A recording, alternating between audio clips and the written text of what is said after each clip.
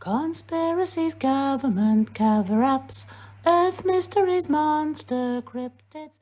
Hospital porters, pride and dignity. Stop the New World Order. Welcome to HPANWO TV. Welcome to this, the 114th, I believe it is. Better check. Reply to comments video. 140. Yeah, this is the video in which I get to reply to your comments, hence the name. And it's indeed 114th. Yes, can you believe that? Yeah. The reason I make these videos is because I don't have time to reply by text to all the comments I get, and I get a lot of them because I'm a popular channel. But I do feel obliged to reply because your comments are often very well thought out, often asking me direct questions, making specific criticisms, things like that. And so you obviously put a lot of time and effort into your comments, so I feel I should put an equal amount of time into replying. Now, you might think, well, this isn't a very good way of doing it, Ben, because these videos, I only want to reply to one comment. I'm not going to watch a 9-hour video for that. Well, you don't have to, because there'll be a timestamp under the comment I'm replying to, which will tell you when, within the next hour of the upcoming reply to comments video, that I will reply to you. And another reason I do these reply to comments videos is I enjoy doing them. And yeah, they're not 9 hours any longer. I do them they're far shorter because I do them more often. In fact, it's only 2 weeks since the last one, but I'm getting, the last one was quite long. And also you guys, I enjoy watching them. I know some of you watch them all the way through, regardless of whether you put comments on or not. And also, as Stephen Molyneux said when he got banned from YouTube, it's the precious philosophical dialogue. The comments are, for him, are as valuable as the videos because, it's a record of an amazing dialogue and just discussions. And when he lost his YouTube channel, they were lost forever. But if that happens to me, which is it's not off the cards considering the world we're living in right now, I actually would like, I'd like them to be preserved. Now, if you're watching this on YouTube, then there is a show. There is a show transcripts function, which you can actually hit Control F and you'll see it, and you can actually skip directly to your question because it will be there in the transcript as well. This is, of course, don't forget that if you're watching this is the YouTube version, which will be on all my sites. However, there is an alt tech annex, which is going to be only on the alt tech sites, and this won't be uploaded to YouTube. So if you want to watch this on YouTube, you won't see it on the channel. It'll only be on the alt tech channels. All right. So let us begin where we left off at the end of the last particular session. Now, I should point out that I had to change the filter on my comments list here. It's the default setting is now most relevant, but I want to set it to newest first, and I had to do that manually. I don't know if it'll stay that way. I'll have to do that every time. I'm not sure. Anyway, reply to comments 113. Red Snapper says first. He always gets there first, doesn't he? He's beaten a couple of times. Hugo says, nice one, Red. I'm laughing. Thanks for that. Third, says Rick Horden. Yes. Gold, silver, and bronze tinfoil hats in a row on the podium, whichever national anthem you choose, whichever country you come from, guys. Reply to comments 113. And nothing as it seems says here. The way that you reveal how the Apollo missions were utterly impossible shows that you have the ability to find the truth. If you put a fraction of that effort into the international chemical manipulation of the troposphere, you realize that it is outside the bounds of reason. And Jen Skin Pivot, of course, has to say something about this. After over 30 years, I'd be keen to see anyone provide that evidence that Apollo was utterly impossible. Yeah, it's actually over 50 years now, Jen. But we have been discussing that, haven't we? But when you talk about the chemical manipulation of the troposphere, you'll know that also is very real, and I have explained why. I mean, if you find the videos where I talk about this and you want to question anything I say in it, please do go ahead. It's not outside the bounds of reason, in my view. Saved to Saved says on reply to comments 13, I love the banter in the background. As I try to make it through the troubled day, it keeps me oddly calm. I'm glad Saved to Save. I'm really glad. Definitely. It's a lot of people say that I'm a bit of a calming influence, which is nice. Hugo Rune says on the same video, well done, Ben. It's now 5:30 a.m. Oh, blimey. Hugo, you've been up all night. Spliffs in the tin and all that sort of thing.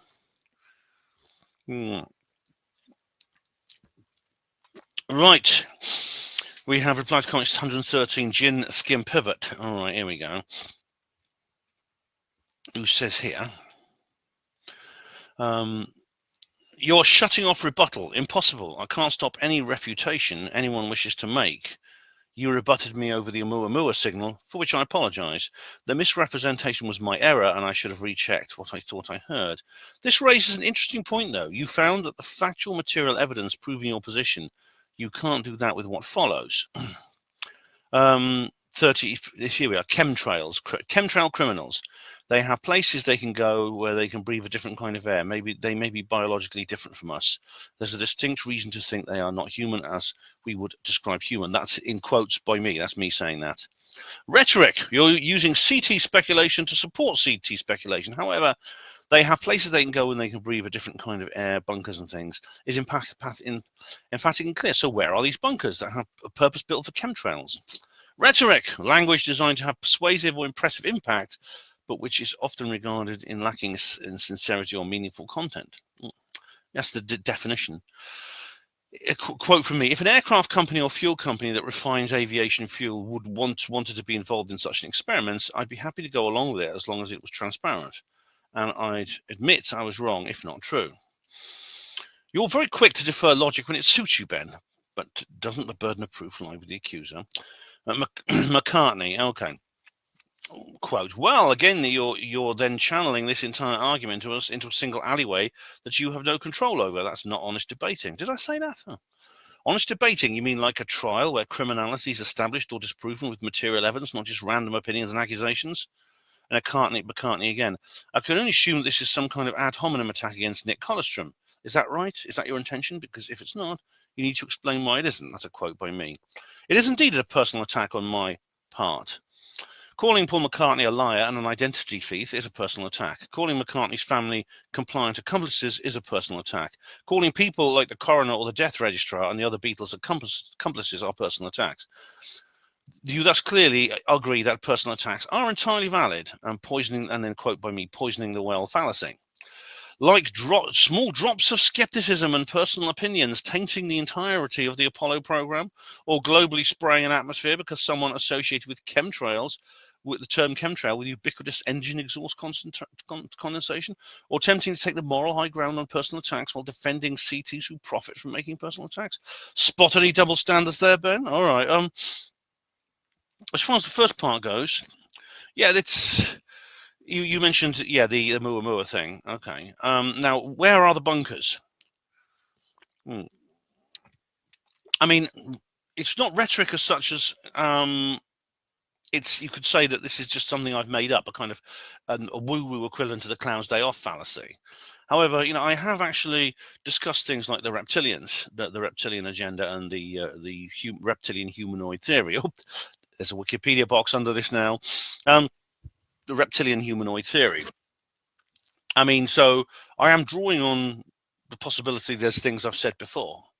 As for the bunkers, my guess is they're probably quite large ones in places like New Zealand.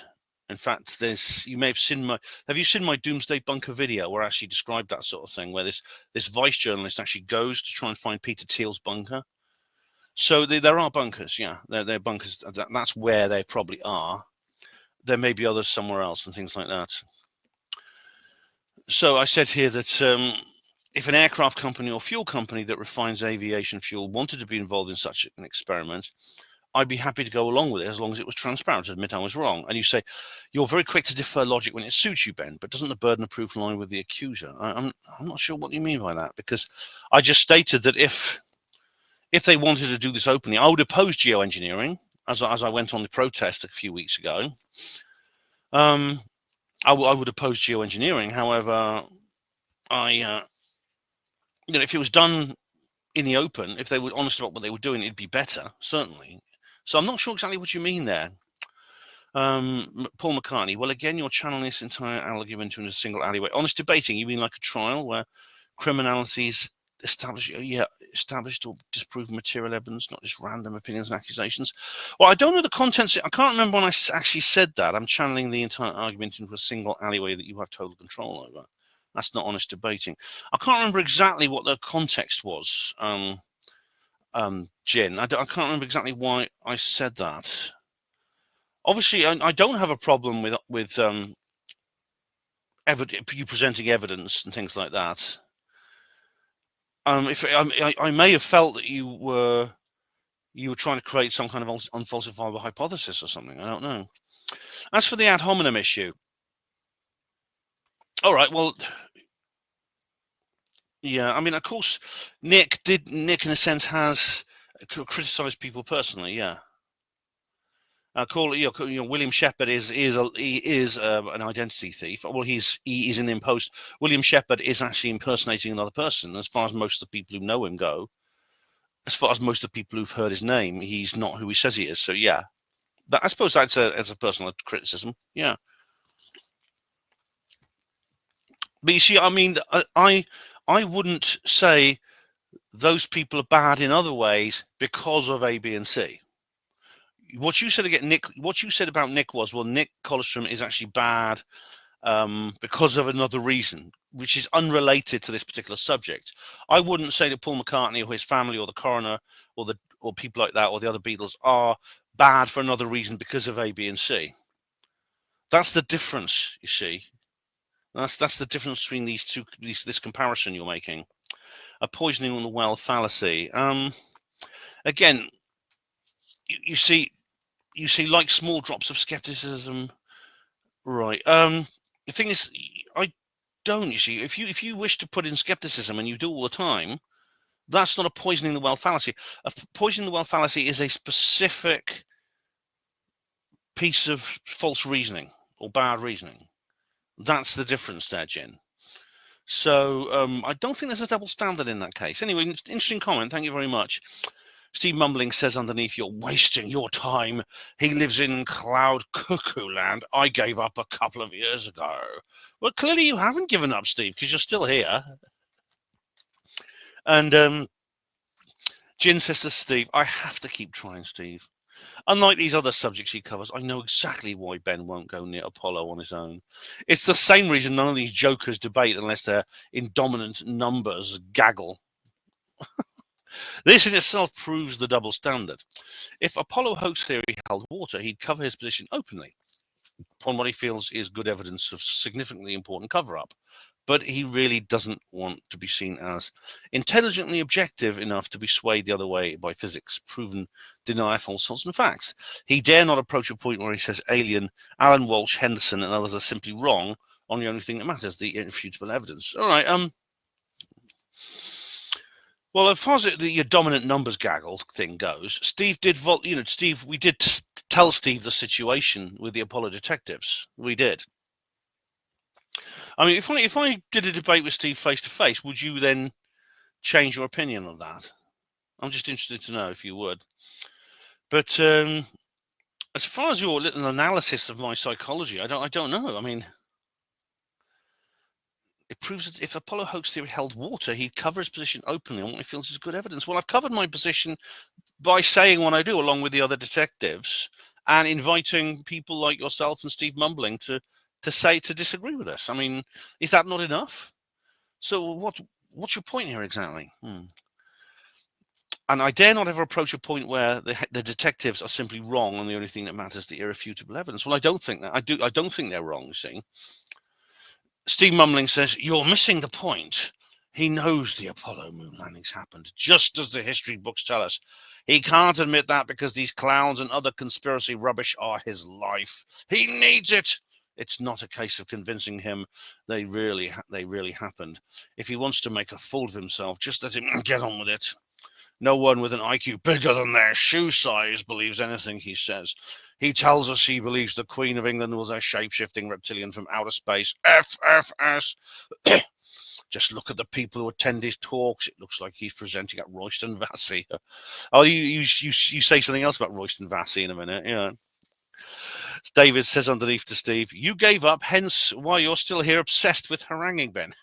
Yes. Anyway, Steve, I don't know that. I don't know the moon landings happened just like the history books tell us. I suspect they didn't for reasons I've explained.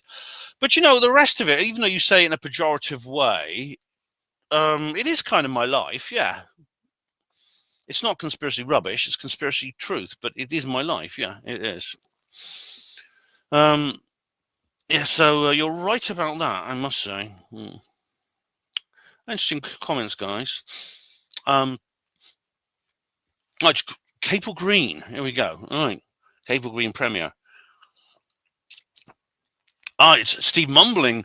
I didn't know they showed science fiction films in Royston Vassie. Steve. Oh ho ho. Bless my soul. I am simply devoid of sides. Very droll indeed. Yeah, Royston Vassie, for those of you who don't know, is where the film the TV series League of Gentlemen was set, which is a comedy sitcom. It's very good, actually. Right. Gin Skin Pivot replied to comments 112.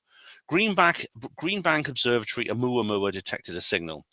Definitely my error. You made no such claim, but this could, of course, be the Mandela effect, because apparently it changes the past as well as the present, right?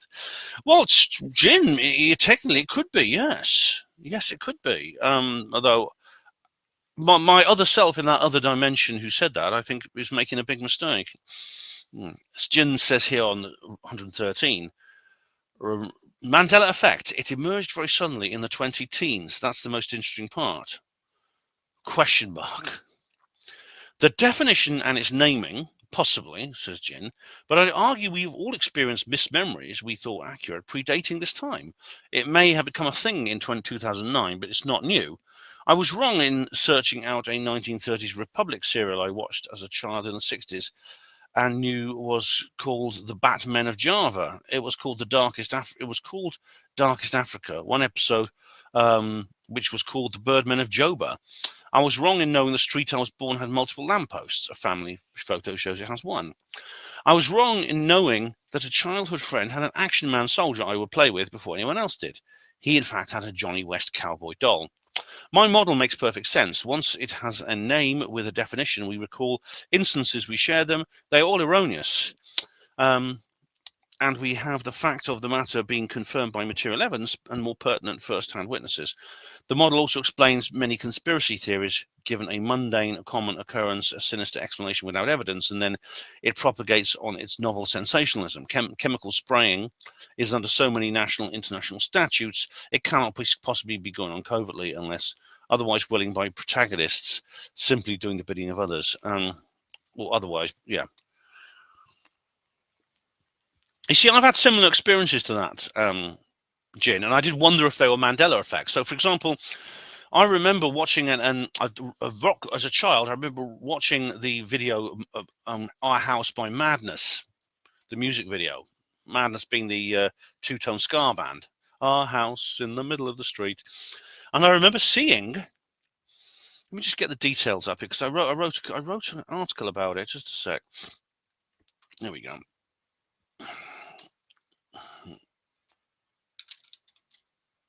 Mandela. Okay.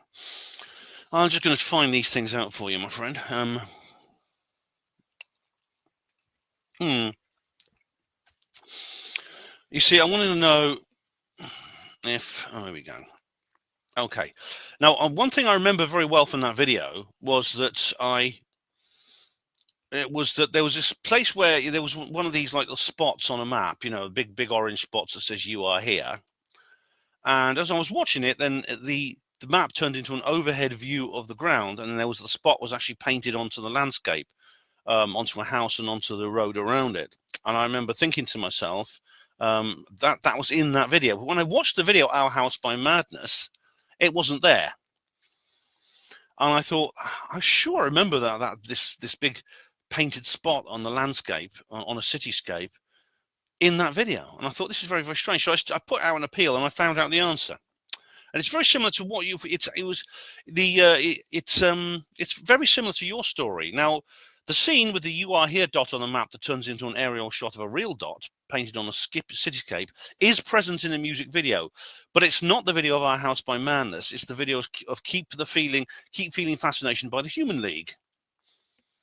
And the two were released within 6 months of each other. I must have watched both on TV and then confabulated the memories. Here, see there. This is it. This is the image from the Human League video, which is not on the Madness video. So I simply got it mixed up, and that's a good example of that. Another was I remember watching I remember distinctly watching a few years later watching a music video by Bryan Adams called "Lost in You," which had a distinct style to it. But when I went looking for it, I couldn't find it anywhere. And I said, "What's going on? Is this it?" I remembered distinctly watching this video by Bryan Adams. It turns out it wasn't by Bryan Adams. It exists. The video I saw exists, but it's by Rod Stewart. I suppose it's easy to get the two mixed up because they have a similar kind of gravelly voice. So, now, so I've had similar experiences to you. I really have. The difference is with the Mandela effect, we've been in a position, for example, where every person who lived on the street where you were born remembered multiple lampposts. If all the people who'd been born on that street and lived there remembered multiple lampposts, what would you think of that? You see, that's the difference. That's the difference with the Mandela effect. It's many, many people all over the place confabulating the same false memory. Yeah, in fact, I had, as you remember, as you know, if you watched my video, my recent video, which one was it? I think it was the UFO Academy one, Awake and Aware. I actually did experience a Mandela effect. Yeah. Right, 113 over the moon, who says here, the tale that NASA blew millions in developing a fancy pen while the Soviets just used pencils is BS. In reality, both space programs started with pencils. Eventually, they switched to the Fisher Space Pen, a clever invention from a private company, not NASA's budget. Right. Well, as the man with the orthopedic shoes once said, I stand corrected. Jinsky and Pivot says 113. Mars features cover-up. Evidence-free nonsense. NASA covering up publicly funded events of significant interest would make the news and be well covered in online sources. I did invite you to take a look at the DNM landform and find uniformity akin to intelligent design, but I don't think you did, so I won't hold my breath. Hoagland may be credible among the woo-woos, but I just wonder why the same intelligent design line of credence isn't given to the Gale crater, which takes the form of a smiley face, and other notable Mars observations, such as Kermit the Frog, a French poodle, Winnie the Pooh, and the Screaming Man. They're all there, plain as day, in orbiter images, Ben. So, if these things are known to NASA as they come from Mars prior to publication, what exactly do you claim has been covered up for wicked purposes? All right. Well, as I explained to you, there was the fact that that NASA specifically said they didn't want to take photographs of Cydonia. It wasn't part of their mission schedule. Now, that's not going to make the news. All right, that could be argued as just like a prioritization of mission objectives, right?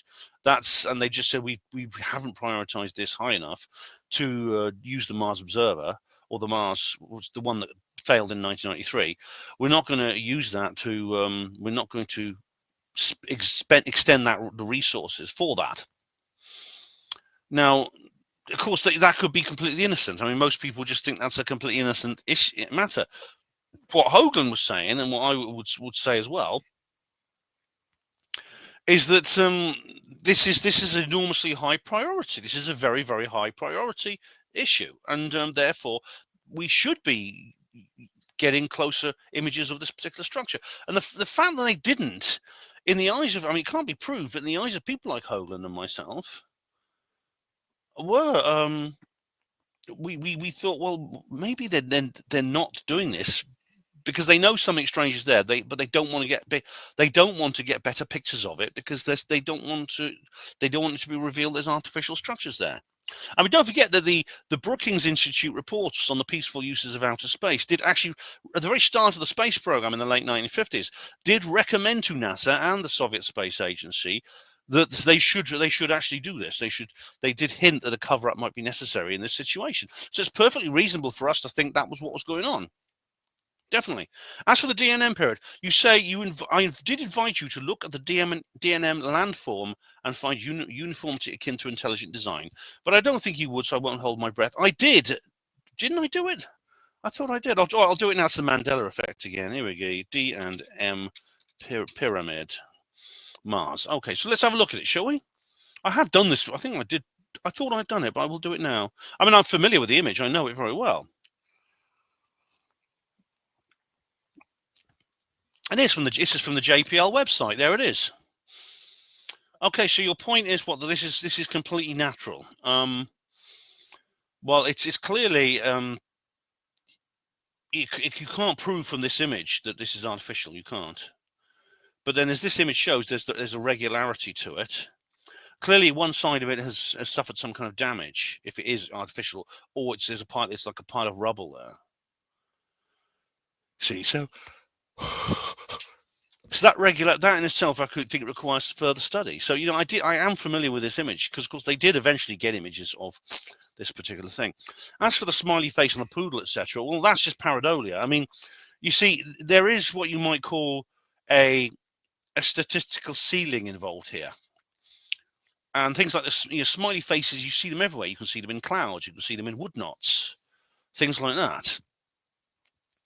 So, I mean, I'm not close to the idea that pareidolia exists, that we actually do sometimes see things that look like faces in particular, and they're not. They're just random, but we interpret them that way. Okay, so I'm well aware that pareidolia exists.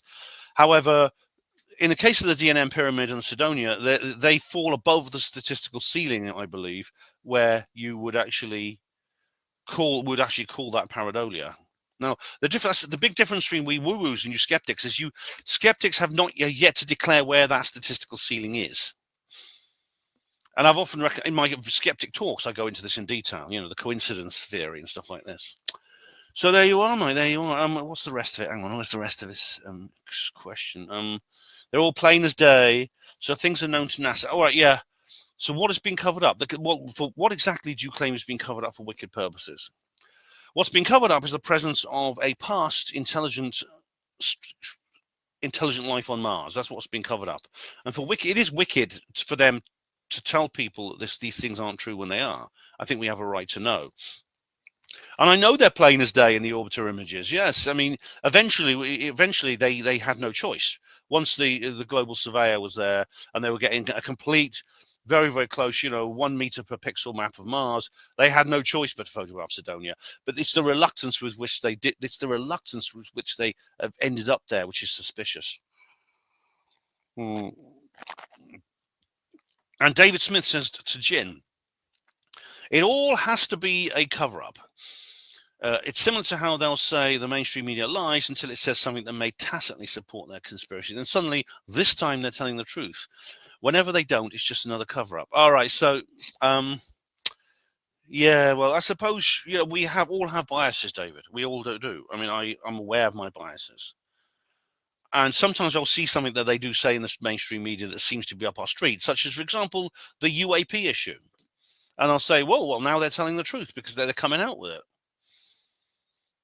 And it's not just another cover-up. Well, some people claim the backslappers, for example, say it's just another part of the cover-up, interestingly.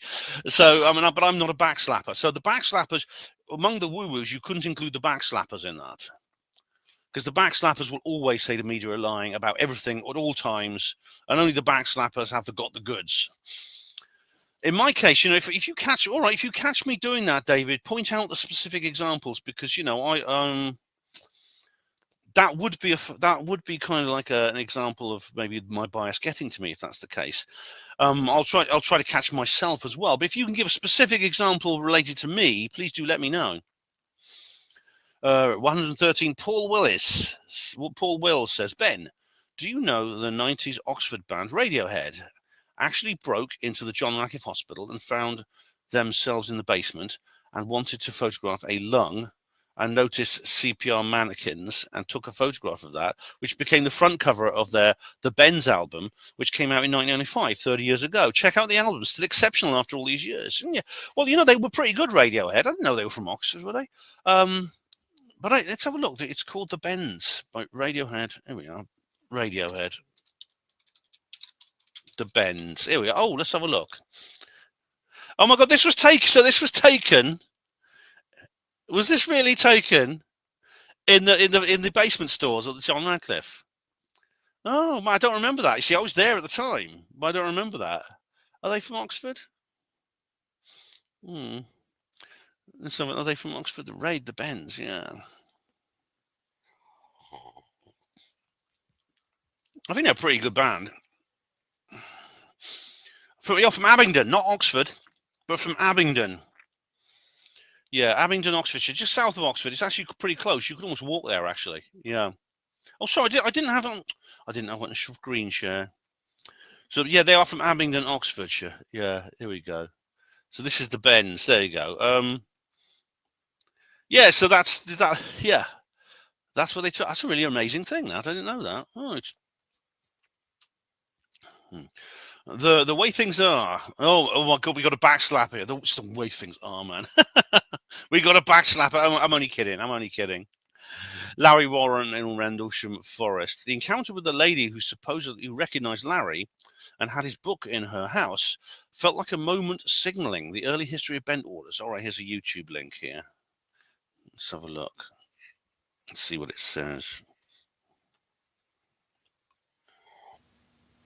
History of RAF bent orders. Of the history of this area.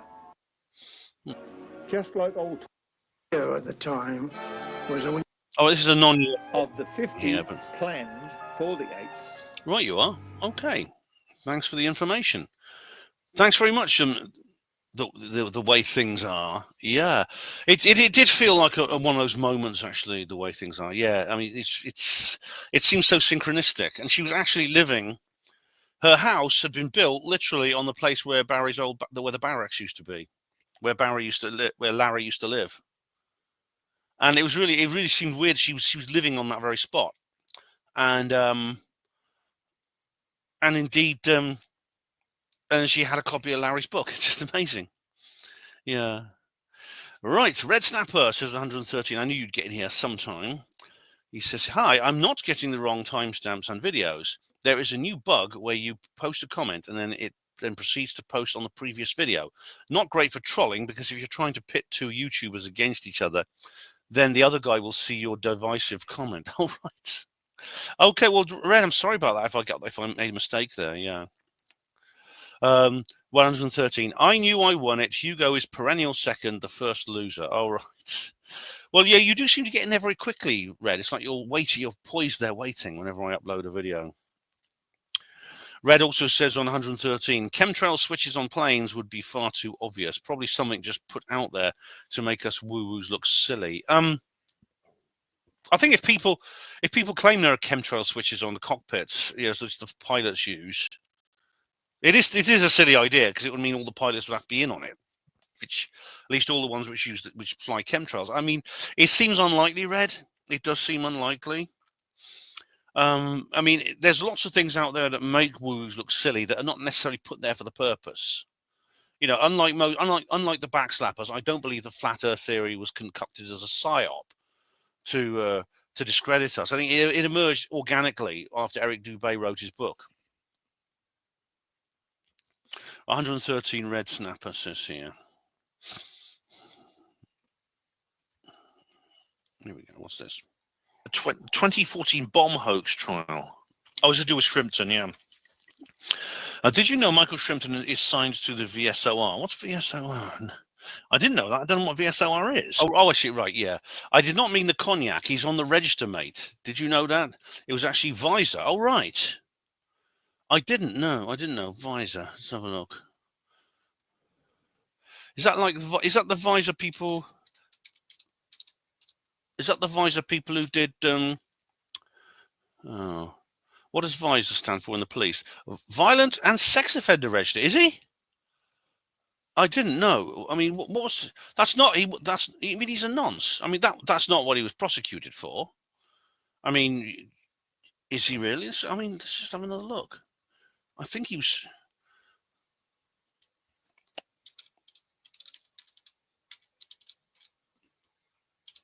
Michael Shrimpton. Here we go. He's got a Wikipedia page here. Let's have a look. Who's known for conspiracy theories, convicted for falsely reporting that Germany was planning a nuclear attack on the 2012 Summer Olympics. Conspiracy theories. Here you go.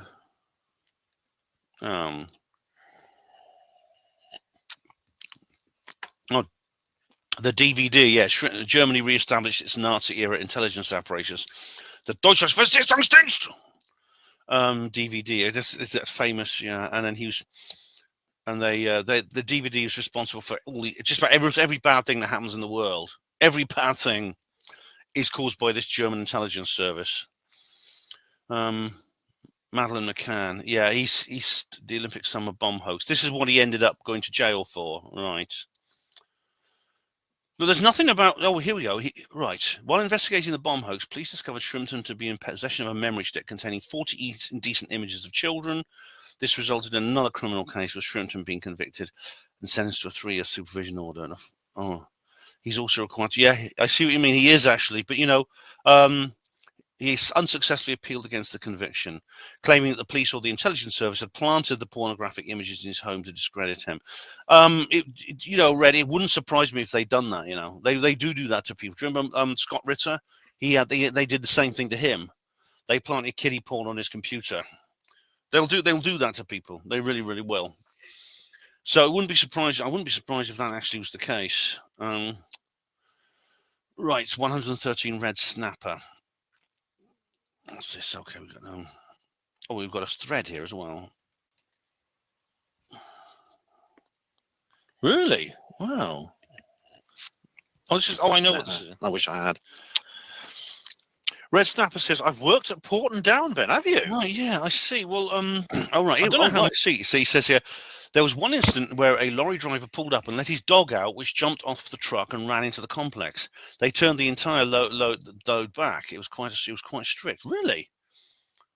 Just because his dog jumped out of the truck and ran off,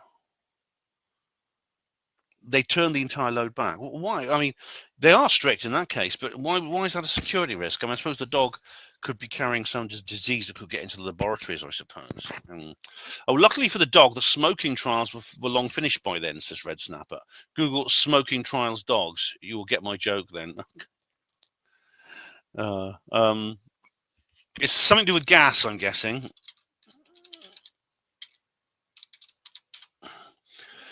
Right, yes, dogs have been used in smoking experiments primarily to study the effects of tobacco smoke on the respiratory and other health issues. Oh my goodness! Oh blimey! Oh my God! Look! Oh that's evil! Look! Oh, those poor little dogs! Look! Oh, they're forcing them to inhale tobacco smoke. Oh, you bastards! Fucking bastards! Pieces of shit! Oh my God! Animals were forced to breathe cigarette smoke for up to 6 hours. Jesus H. Corbett. Pardon me. Yeah, I mean, yes, I get it. Yes, I get it. It could be. It's lucky he did manage to find his dog eventually, because if they'd seen it wandering around, they might have decided, there's a dog wandering around. Pity if something were to happen to it, and then just nab it off and take it to the laboratories. But that is evil, man. That's bloody evil. Surely there's plenty of human volunteers you could do these experiments with. I mean, there are people who do inhale cigarette smoke for 6 hours a day anyway. Some of them are hospital porters. All right, here we go. Same video, Red Snapper. Please try Disarmo once. Lovely. All right. What Disarmo? What's Disarmo? DISAMO. Don't know what that is. That's, I never tried it. I generally. Oh, right. I see. It's a poster I saw when I was on my way back from Watford. Maybe all right. I'll give it a go, Red. I mean, I'm not like a connoisseur of strange liqueurs, but I'll give it a go. 113. 1035. Right. I just signed the form that says I don't need it, and the BBC leave you alone for 2 years. Simple. I want nothing to do with these people. Me neither. Yeah. I think you're talking about the TV license, aren't you? Now, we don't have enough courts in the land to deal with all that. I haven't. I got a few nasty messages from them, but that's about it. They've left me alone. As I said, I won't live long enough ever to go to court over this matter anyway. I mean, the BBC have lost. I mean, again, it's the principle at stake as well. I mean, look what you're paying for. Look at the disgusting things they do. I'm not bloody paying for that. And, as Muhammad Ali said, put me in jail if you don't like it. Lab-based, who says the Mandela effect. Right. It emerged very suddenly in the early 2010s. That's the most interesting part of it. That's the problem I have with CTs and research. It takes seconds to Google and a few minutes to verify that the Mandela effect originated in 2009 with Broom, a self-described paranormal researcher and author. By her account, Broom had vividly yet falsely recalled Nelson Mandela dying when he was imprisoned during the 1980s. The term was coined at the time and it became viral across Reddit, chat boards and social media. Verify and fact check before making statements, because if you can't be accurate, then any semblance of credibility is lost on any further statements you make. Oh, dearie me. We have a verify and fact checks policeman here, do we? Oh, dear. No, she, Lab, I don't believe you. I think you're being overly strict here with me, and you're not my boss, so I'm not going to do what you tell me to. I never actually. Okay, it was 2009. Well, it was a few years out, so don't be pedantic. I know it happened. It was quite recent, comparatively recent compared to other mysteries. The Mandela effect did actually occur, and it's funny enough. It only occurred after someone switched on the Large Hadron Collider, and maybe there's some people claim there's a connection there. Fiona Broom, yeah, it did start with Fiona Broom. She gave it the name. And the reason it went viral is because when she started saying this, suddenly millions of other people around the world said, yeah, I remember the Looney Tunes was Looney Tunes. I'm one of those people. I remember when the clock stopped at the Bologna bombing, the Berenstain Bears, there's the most famous ones. Yeah. Okay, so, and I know I'm not going to verify and fact check before making statements. All right, you're not my teacher. We're not at school and you're not my teacher, all right? If you spot me making a mistake, you point it out. I'll be happy to listen to you. Okay, 113 and Red Snapper. I don't feel it would have been a donation. You would have been paying him for a service. I do disagree with you here, but that's okay. We don't have to agree on everything. What's this? Okay. So I should take this first. Scrooge, Ben, after conducting the interview, you could have given him a quid. All right, that's because I did speak to one of the homeless guys about the new scheme, which is that they... Yeah, I don't feel it would have been a donation. You would have been paying him for a service. I do disagree with you here, but that's okay. We don't have to agree on everything. We are not skeptics. Thanks, Red. And do you know what? I do disagree. There's many people sometimes featured in my videos that I do not pay them money for it. I appear in lots and lots of publications without earning a single penny from it. Why should he be a special case just because he's homeless? I don't think that is. I don't think that is a special case. Okay, so here's Red Snapper again on reply to comments 113. I found out that Red Snapper's name actually, if you're American, it actually means something as well. You can Google it. Greater Change's end goal is to contribute to policy change and see the end to homelessness for good. Great. I've not heard of Greater Change. Right. Greater Change was the company doing the barcode thing. The whole point of your barcode in that homeless video. Well, you see, I want to see the end of homelessness for good, and we know it is possible to end homelessness because during the lockdown first happened, the 2 weeks to flatten the curve, they took all the homeless people off the streets and they put them in hotels like they do with the illegal immigrants today. And they did it very quickly. We know when the political will is there, they will do it. So when they say, when the government say we really don't like homelessness, but you know, it's very difficult. It's very difficult to put an end to it. It's not difficult at all. Symbolism in Knots, Part 1. Oh, this is an old one. I think it's one of my first videos. Is there a safe setting you can add subs like me to me so that we don't get filtered out by spam? I don't know. I mean, there is. I mean, what I've done is my spam, the spam filter on my YouTube comments feed. I've got it on the lowest setting possible. And so if your comment disappears, it's either in the spam folder, in which case I will liberate it as soon as I get the chance, whenever I check it, or it's one of these weird things where it just disappears. Because sometimes, unfortunately, the things like that, the comments just disappear from YouTube. It's happened to me. But there's no actual specific setting for individual users. But I've got the spam filter on the lowest setting possible, so that's the best I can do, I think. Oxford May Morning 1. Oh, God, this is an old one. Second like and first comment. Really? Has no one ever commented before? Now it says 3 likes. Oh, right. So it's red. I didn't realize no one... That's a really old video, that is. That's the first video I made at May Morning. Yeah. Right, May morning again. Red Snap May morning. This is I've done two other May morning videos since these actually. Red says, would you consider ever doing a separate video for Red Snapper questions? Well, you leave so many of them that it's tempting. But you know, Red, no, I think I can put you in with all the others. But you do contribute enormously, and I appreciate that. You do, or you really do. Okay, Red Snapper here on 113.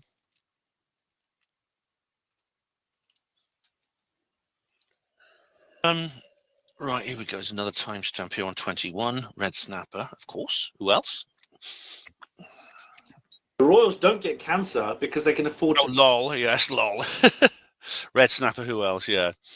Now, here we go. 113. Here we go. It's Red Snapper again. Here's the timestamp. Oh, I was first. You got, I think, Red, according to me, Red was first. Sorry, Red was, I'm afraid. Yeah, you're pretty good. You're a good rival here. You keep pipping him at the post, yeah. I don't smoke weed. That's why I always pip Hugo at the post. Right. Oh, Hugo, you know what to do, mate. Just put the spliffs in the tin to one side just for one day. When you see me putting these comments in, you say, right, I'm going to put these spliffs, the tin away, and then I'll get in there first as soon as Ben uploads the video, yeah.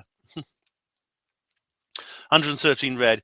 Is George A. Romero your favorite zombie flick director? Yes, without a doubt. And as David says here, he's the OG and the GOAT. He certainly is. Yeah. Oh, he invented the zombie flick. Let's face it. I mean, he was the all the others that have come since. And there's some good ones, you know, like Resident Evil, for example. These were a kind of derivative of Romero. Romero actually co-wrote the first script for the first Resident Evil film, by the way. But yeah, I mean, he's absolutely seminal. He absolutely is. And I'm not found anything close to him. Reply to comments 113. Good reply to comments, says Red. Thank you very much, Red. Much appreciated. And my UFO sighting. Oh, it's another old one here. It's from 2008. Red Snapper says, would you like to see mediumship a protected characteristic like homosexuals or transgenders? Do mediums deserve rights? We could call it the Helen Duncan Act.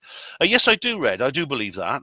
I'm opposed to the practice of some skeptics, and some of them advocate for it, of using, because they don't have the Fraudulent Mediums Act anymore, they use consumer protection legislation to try and shut down spiritualist churches and things like this. And skeptics are always very they claim to be very libertarian. For example, you know, they talk about Simon Singh being sued by the chiropractors and things like that, and how they oppose this lawsuit. I mean, I oppose the lawsuit too. I believe Simon Singh has a right to call chiropractors whatever he likes, and they certainly shouldn't be using the law to try and silence him. But at the same time, when skeptics switch to the prosecution bench, all these free speech principles suddenly evaporate. Look how they attacked Rupert Sheldrake and Graham Hancock at the TED Talks, how they got those videos shut down. You see, that is like a double standard, definitely. It's hypocrisy. The answer is yes, I'd like to see a mediumship a protected characteristic, yes. 113, John Nolan. Ben, are we doomed in November with this 12-mile-long object or spaceship heading this way? No, I don't think we are. Now, I know what you're talking about, John, and I've actually done a couple of videos about this, haven't I? Yeah, in fact, oh, here we go. Let's just go here to this portal. Here we go. My Interstellar Object portal. And it's basically anything to do with 3i Atlas. So Interstellar Object live stream, new Interstellar Object live stream, Object Update live stream. And here there's a couple of third rail radio programs here. And this particular HPANWO Show podcast, new Interstellar Object. So yeah, it's all there. I've covered it. I don't think we're doomed. No. Well, it's possible, very unlikely. I mean, you may have seen the headlines. Ever since Avi Loeb came out with his idea that this could be an intelligent object that's actually going to approach the Earth, as always, as usual, you know, the clickbaity headlines for the ad-infested pages start coming out. Alien invasion in 6 months, says Harvard astronomer. No. Don't worry, mate. I think we're going to be okay. I mean, it's possible. It is possible that there is some kind of hostile alien attack on its way, but in my view, it's very, very unlikely. If there is a hostile alien attack on planet Earth, it's probably going to be Project Bluebeam, a fake one. Hugo Rune says, hello, Ben, and me, me first. That's on Stars That Come and Go. Yes, Hugo indeed has got in there first this time. Well done. And Red Snapper says, 15 hours late I am. Oh, well, Red, you have a silver tinfoil hat now to hang up next to your array of gold ones. It'll make a bit of a difference. Hugo gets the gold this time. Stars That Come and Go, Neil Peel. Be second. Oh, you're third, Neil. You get the bronze. I come and go like stars. Senator Luna is apparently asking NASA to turn their Juno probe towards the third object that will meet up with Jupiter next year. Yes, indeed, she is. Indeed, Avi Loeb has also petitioned NASA to do this. I mean, the Juno probe is like it's gonna be deorbited anyway. So it's supposed to be deorbited later in the year into Jupiter. It's completed its mission, and now they just want to put it away somewhere safe. Why not use it for one last important job? And it's got enough fuel. All it has to do is fire. It just has to fire its rockets, move away from Jupiter, and intercept 3i Atlas when it goes past. If it's still on the same course, if it hasn't slowed down and has entered the solar system and is approaching the Earth. But yeah, I'd love to see that. I mean, this is exciting, I think. Wacky races. Right, Stars That Come and Go. Ben, I completely dumped my mad German bird, but a local shop has a curvy Indian babe. Her. I don't think this lady is Indian, and she doesn't work in a local shop. Let's have a look here. Dr. Beatriz Villarroel. Here she is. Let's see her. No, she's not Indian. She's actually Swedish, but she has Spanish roots. She's quite a looker, I must say. Yeah, she's not bad. She's quite a looker. And before the feminists go crazy, look, we're blokes. We think like this. All right, we can't help it. It doesn't mean that I'm interested in her in that way. I'm interested in what she has to say, and I'm interested in her kind of like work, you know. But she's not Indian, and she doesn't work in a local shop. She works at the Nordic University, as in the astronomy department. Yeah, right. Hatchy says on Stars That Come and Go. Kev Baker wouldn't have a clue what UAPs were about. We're all going downhill, my friend. Even James Wells just gone down with something Vide. Respect, Ben. Yeah, Kev, I often wonder when these things happen what Kev Baker would say about it. And I think about the kind of conversations I'd have on his show. And I think, well, it'd be cool, you know, he'd love it. And yeah, James Whale died. He had cancer. It wasn't something. Hatchie, he had cancer, poor chap. Yeah, I mean, he was cool. James Whale was really open-minded. Like, he did loads of stuff on the paranormal, on UFOs and things like that. I mean, he didn't so much towards the end when he was with Talk TV, but he did when he had his own show on. He did had his show on the Talk Sports channel. When he moved over to Talk TV, he sort of changed his views again. Stars That Come and Go. FFS, no tinfoil hat again. Oh, DJ, you've got to get up very early in the morning to beat the Red Snapper and Hugo Rune. DJ B27 Stars That Come and Go. I bet she's a Brian Cox fan. I hope not. If she is, well, she'll go down in my estimations quite a bit if she is. You know.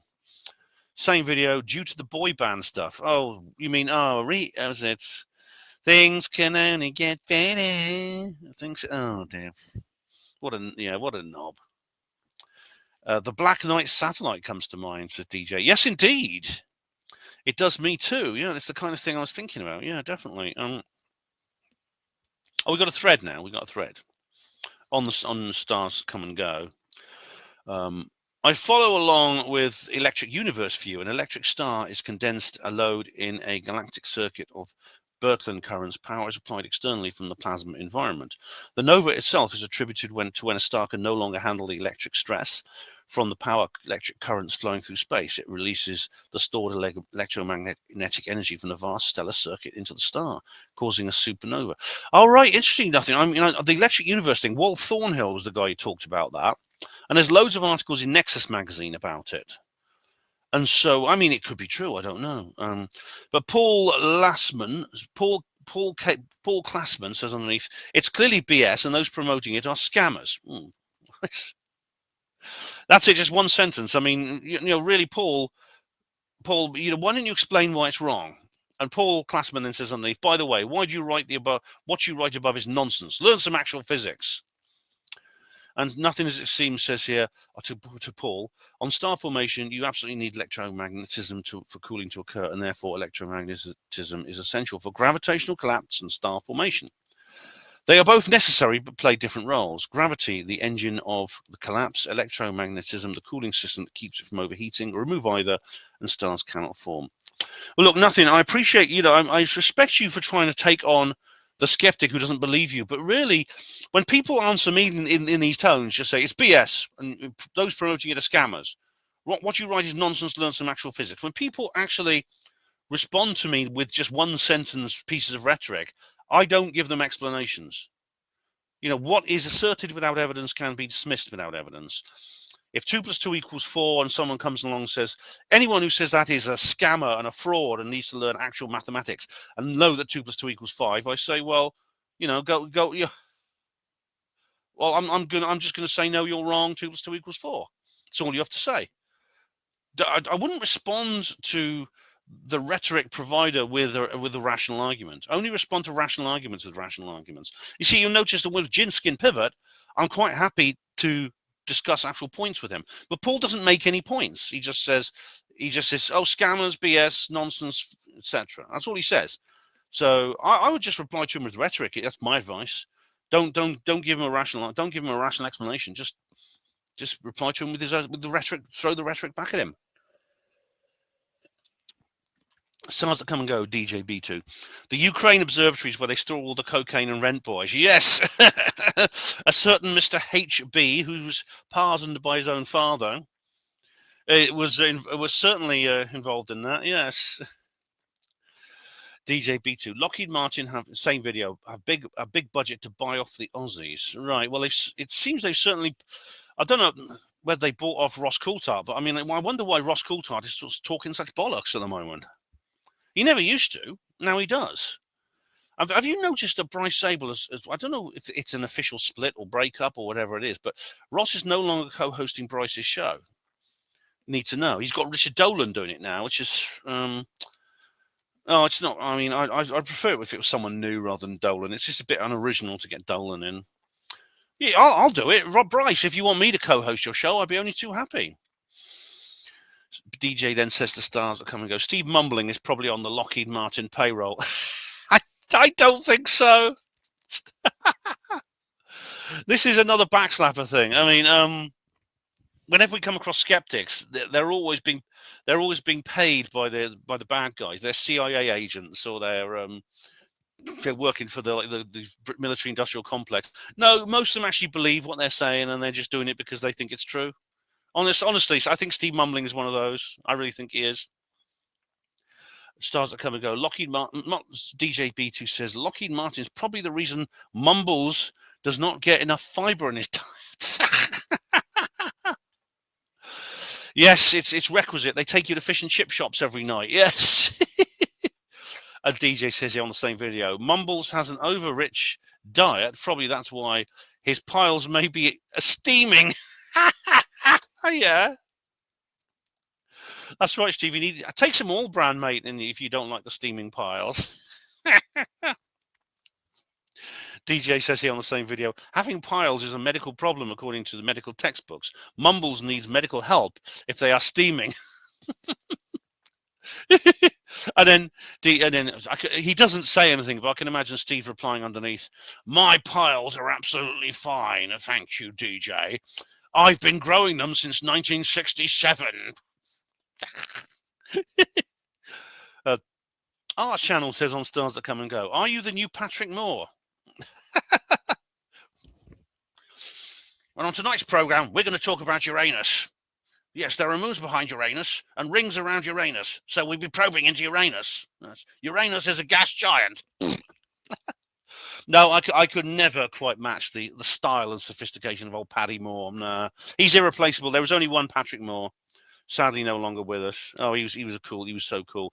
Now we have a thread coming up, but we're nearly at the end of an hour now, so I'm going to leave it there and get onto the thread in hour number 2 because Steve Mumbling is about to speak. So pray silence, please.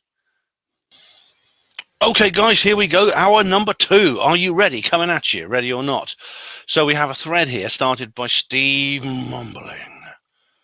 Here we go, on stars that come and go. There were many failed attempts to put spacecraft into orbit before Sputnik was a success.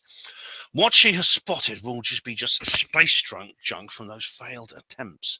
The short duration, less than 15 minutes, supports that argument.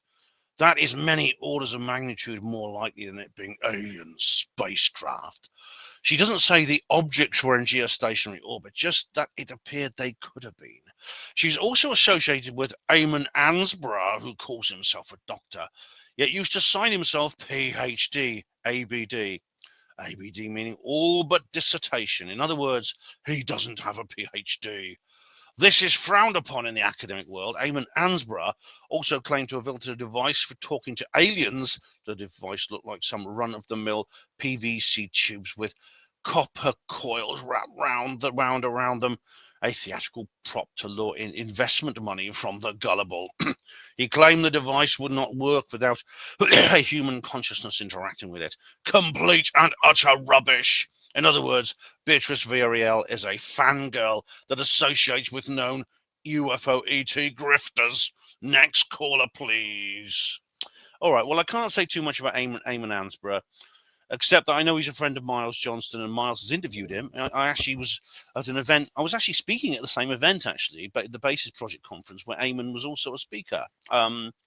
Yes, she does associate it with people lots of other scientists don't. Like, as you know, she's working closely with Dennis Osperia, who is the man who found the Baltic, the member of the team who found the Baltic Sea anomaly. She's associating closely with him. So she does move in circles. Ross Coulthard, of course, she's done several interviews with him. Yes, Beatrice does move in strange circles for someone in her position. Yeah, the same goes for Avi Loeb. And I think maybe these circles are not as strange as could be. They're not as strange as they're not strange now as they might be associated before, you see. So I don't think saying that she's associated with Eamon Ansborough actually discredits her. I don't think Eamon is. I think what you said here about Eamon, I don't have the information to disagree with you, but I know you have misjudged other people in the past, Steve, including me. So yeah, I do. As for the failed attempts to put spacecraft into orbit, now Beatrice actually does address this in the paper.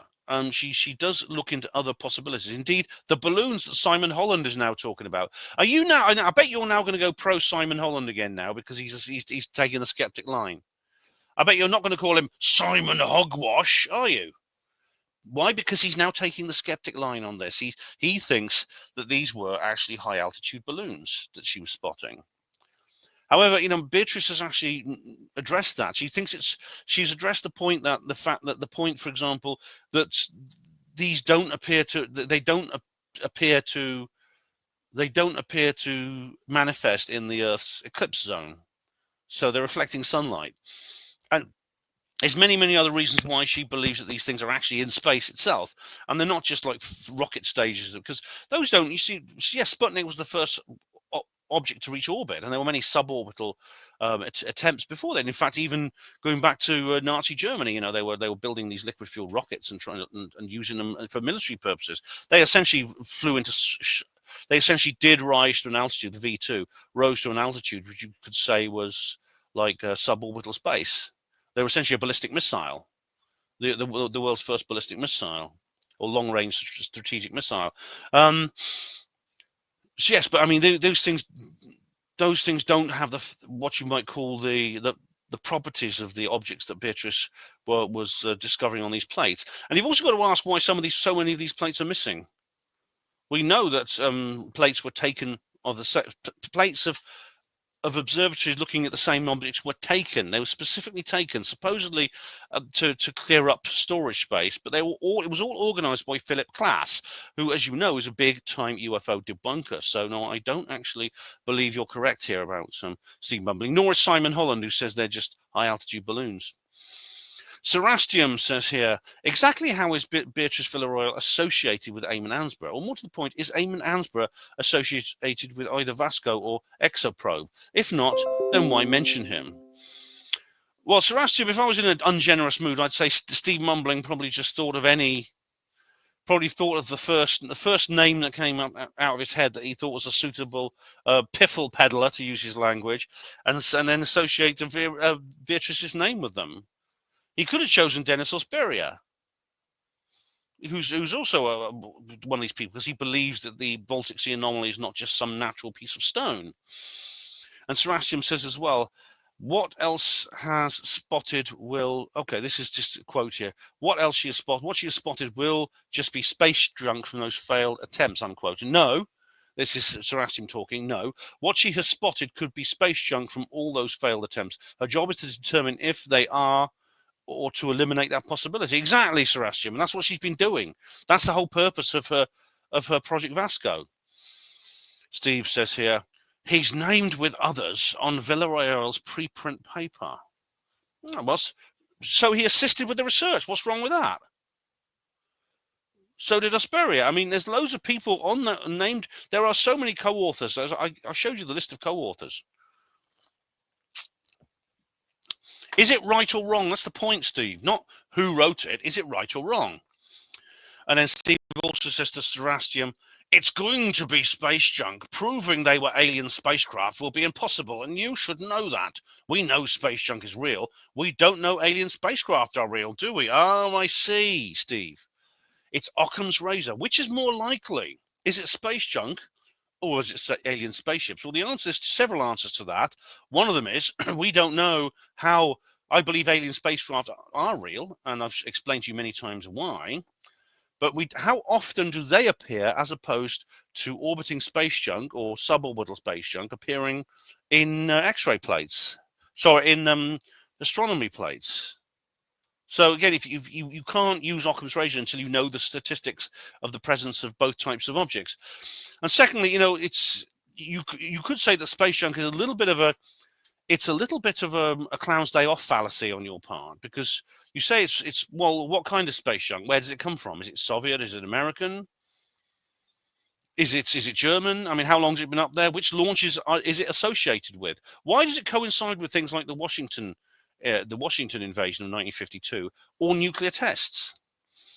Steve also says, he says here, it's certainly not going to be possible to prove they're alien spacecraft, is it? We know as a fact space junk is real. We don't know the fact alien spacecrafts are real. Occam's razor says it's space junk. Well, as I've just explained, Steve, it doesn't. And Serasium says to Steve, no, he isn't. I think you may be talking about Eamon Ansborough. He's not. Is he named on the paper? I mean, I looked at the paper. So, I mean, I'm not going to go look it up now, but I mean, it's on the video. I mean, you can see the paper on the video, can't you? Old Gaffer says here, 100,000? Question mark. Right. 100,000. What's that referring to? 100,000 what? I'm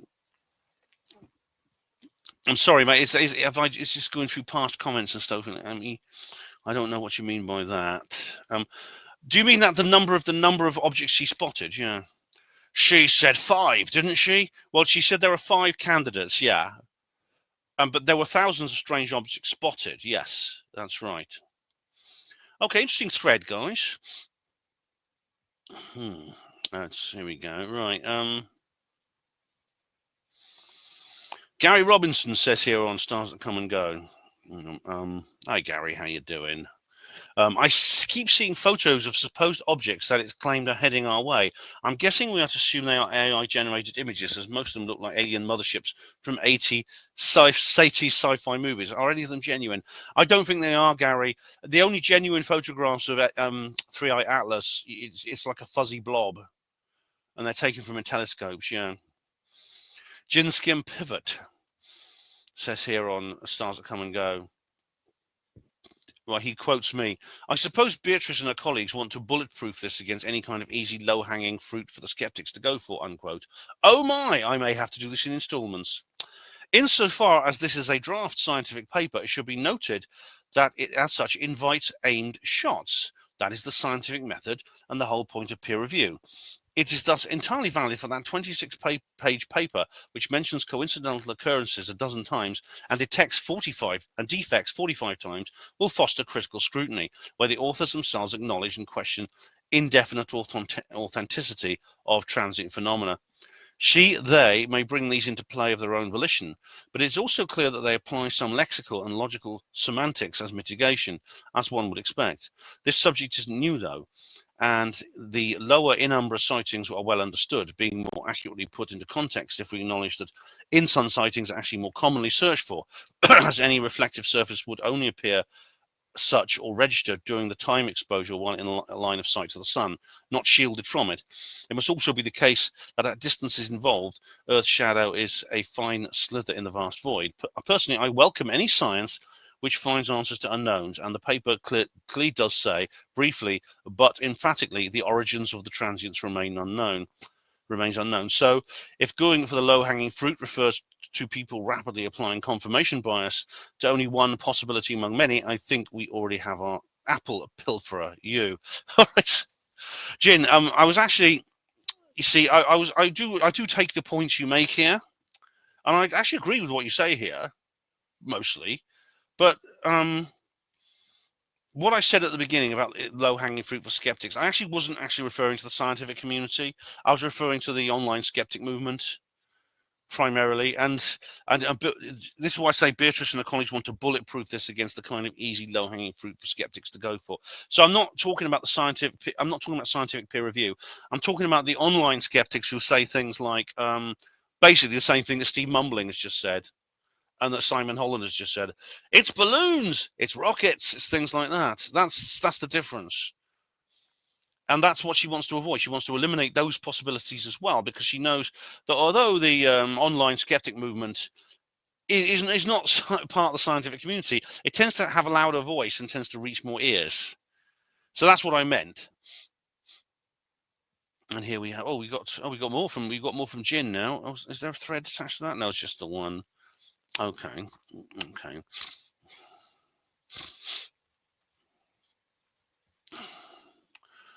Jin says here, I suppose, quote, I suppose Beatrice, right, Beatrice, he just repeated the quote about bulletproofing and low-hanging fruit. Part 2. I would hope you'd agree, Ben, that Steve and I favour the scientific method, not the easy and alleged obvious we may well apply confirmation bias now and then, but only where a matter in question is resolved by analysis, observable and repeatable data, and facts which may be said to have achieved the intellectual acceptance and global finality. Amateurish strategies for using low-hanging fruit as some kind of imprimatur, what's that mean? Or an accepted authoritative anchor would be, look at that, lots of chemtrails today. 2 photos of McCartney's at different times are dissimilar. That's evidence he's dead. That Apollo boot print looks like a tennis shoe, and the rock looks like a squirrel. Man landings must be fake. These aliens are friendly because they returned an abductee in a phone box in bad weather.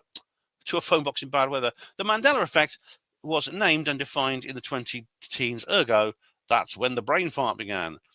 And because I can't resist, quote, we now have a draft scientific paper on astronomical transients. Told you so, na.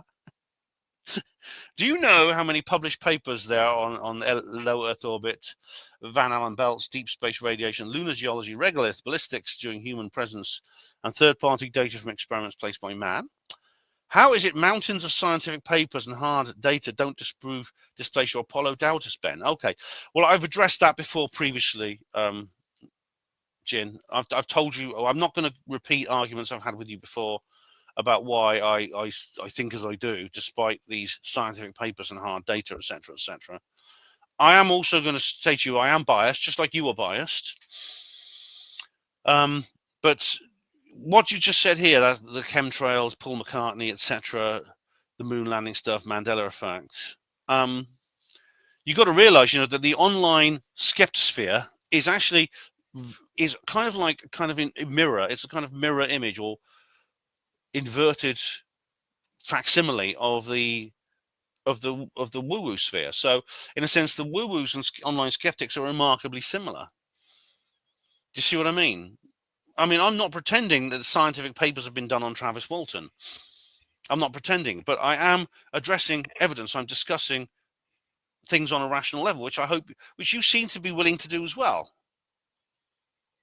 That's why I kind of, this is why I think we're talking maybe at cross purposes slightly here.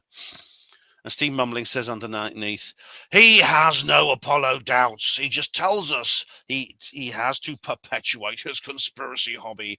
During the chat I had with Ben and the defectives, I asked if they had a sample of the alleged Apollo 17 wet flag. And this was, of course, a trap.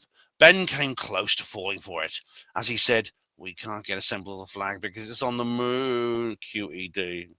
Oh, did I? Oh, you nearly caught me out there, Steve, didn't you? No, I mean, I think if I said that it's on the moon, then, or I was going to say it's on the moon, then it was probably attached to some other context. I can't actually remember specifically. And Gin Skin Pivot says here to Steve, yes, I recall that Henderson's classic typical denier idiocy, it looks wet, therefore it must be wet. He also claimed that when the subs go deep, they equalize the internal pressure so the outside in order to stop implosion. And who could forget his timeless assertion that background lunar topography was wrecked cars sprayed with concrete, and they just sat there and nodded along as usual.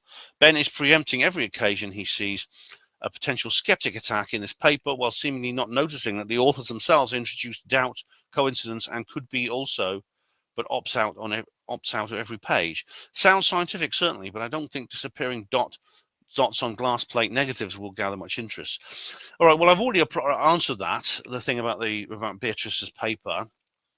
And, you know, I agree with you on that bit. As for Scott, Scott says a lot of things I don't agree with. He talks about he talks about a lot of things that Paul on a plane talks about, who's a flat earther.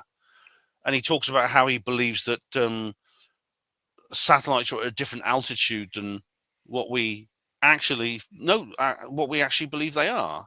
And this is what caused Jarrah White got very angry with him over this, because Jarrah's very, very intolerant of the flat earthers. I mean, I know that the thing is submarines which have a pressure hull in other words, the ones that have a human crew, they do not, I know they don't equalize the internal pressure to the outside. Well, some do. There's a few that do, but they are shallow diving submarines. I mean, anything that goes specifically deep cannot do that because the pressure will be too great for the human body to endure. Even the Trieste that went to the very, very bottom of the Mariana Trench and the Titan submersible, which of course imploded for that reason. So, and as for the disappearing dots on the dark glass plate negatives, I think they will gather interest if Beatrice can prove her point. Yes. And Steve says to Gin, Henderson is a certifiable nutcase. I think you're right. Beatrice Villarreal will disappear along with her disappearing dots shortly after her preprint is tossed in the bin by academia. Ben will always default to trying to wriggle out of recognizing any real evidence. He will never apply critical thought to determine the validity of any evidence presented to him. All right, well, I don't think Beatrice will disappear, and I don't think you're right about me. And now it could be her paper will be criticized, I'm sure, by academia, but will it get published in a journal? Quite possibly. I mean, this is what she does know how to put together a paper properly. And as Gin and I both agree, it's a very rational paper full of possibilities, statistics, doubts, things like that. Yeah.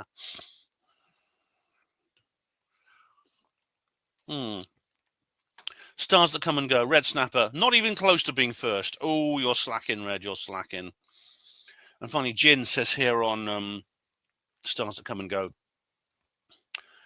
all of these pre-space race plates scrutinized, but apparently amongst so many time exposures, no sign of even a brief non-linear, non-orbital or deviated streak suggesting intelligent control. Is the Baltic Sea anomaly significant because it looks like a Millennium Falcon, Ben? Or does uniformity and perceived intelligent design sometimes lead you to Giant's Causeway, Elephant Rock, the Meraki boulders, an entire backstory about mythical cover-ups over a face and pyramid-like topography on Mars? All right, so let me just going to double-check something quickly. Audio, yeah, my audio is working. Yes, it is good. Now, yeah, I know. Of course, the pre-space race plates don't have what you call non-linear, non-orbital deviated streaks, intelligent control. They are transients. They come and they go. But according to Beatrice, the explanation, there are only so many explanations for this that really hold any validity. And one of those is they are intelligently controlled objects that can move between when the exposures are being made. That's the difference. Beatrice, as you said yourself, is not saying they're definitely aliens, but this is a possibility. This is a distinct possibility because she's open-minded about UFOs. Now, the Baltic Sea anomaly, is it significant because it looks like the Millennium Falcon? No. It's significant for other reasons, which I don't have the information to hand right now. I have covered it somewhere. Let's have a look. I haven't done a video about it, I don't think. Maybe I should do a video about the Baltic Sea anomaly. There we go. Here we are, Baltic. Here we go. Here's a few things here. Right. There we are. UFO down on the Baltic seabed. No, here we go. There's lots of things to do with Baltics here. Basically, I've covered it briefly. I covered it in a recent Third Rail episode, if I can find it. Let's see if I can find it. I might mention it on the mindset, because it's been around for a long time as well. It's been around for ages. Here we go. Right. Alien anomaly under the Baltic Sea. There we go. Program 42. Program 212. That's a recent one. That's from June. And there you go. So I have mentioned it. But I don't have the information to hand. But just because it looks like the Millennium Falcon doesn't make it anomalous. No, it doesn't. And I know the Giant's Causeway is this amazing rock formation in Northern Ireland on the coast, and it's caused by the cooling of igneous rock, of lava, and it's in these kind of like six-sided columns. It's amazing. But I've already explained to you, Jin, that there is such a thing as pareidolia. There is. And the Baltic Sea anomaly, it's not significant that it looks like the Millennium Falcon. It's just somehow appropriate. It's kind of apt. But the reasons it's anomalous are for others. There are other reasons for that.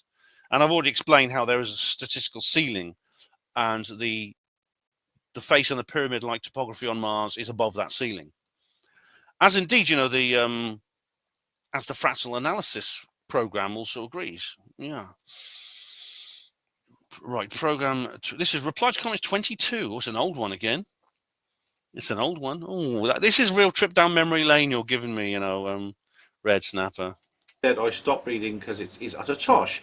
Stop putting things out that were not said. I can easily afford a number of mags if I wanted Nexus. It's plain tosh.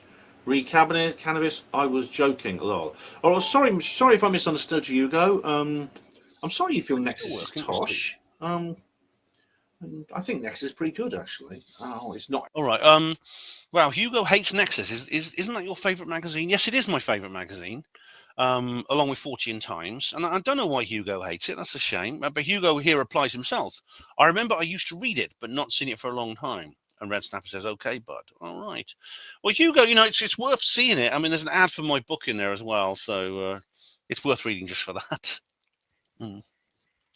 Reply to comments 22, typestab here.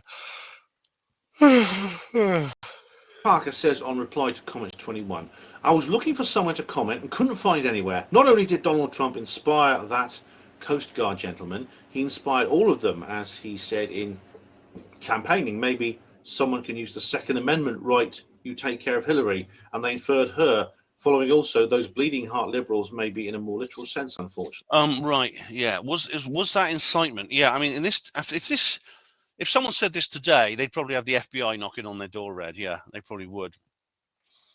I mean, of course, Trump didn't mean that. Trump was actually referring to people who are Second Amendment enthusiasts. That is the rifle, the gun culture in America. Not that they would actually do anything with the guns, but they would campaign. That's what he meant. Right. Another one on reply to comments 22. You've got another problem. He's inspiring civil war. It's possible. It's possible, though, that the ingredients for civil war already exist. It's possible that, I'm sorry to say it, but such a thing might be unavoidable now. Do you still think that now, read the USA? I think that the danger has eased slightly, and the reason it's eased, of course, is with Trump's re-election.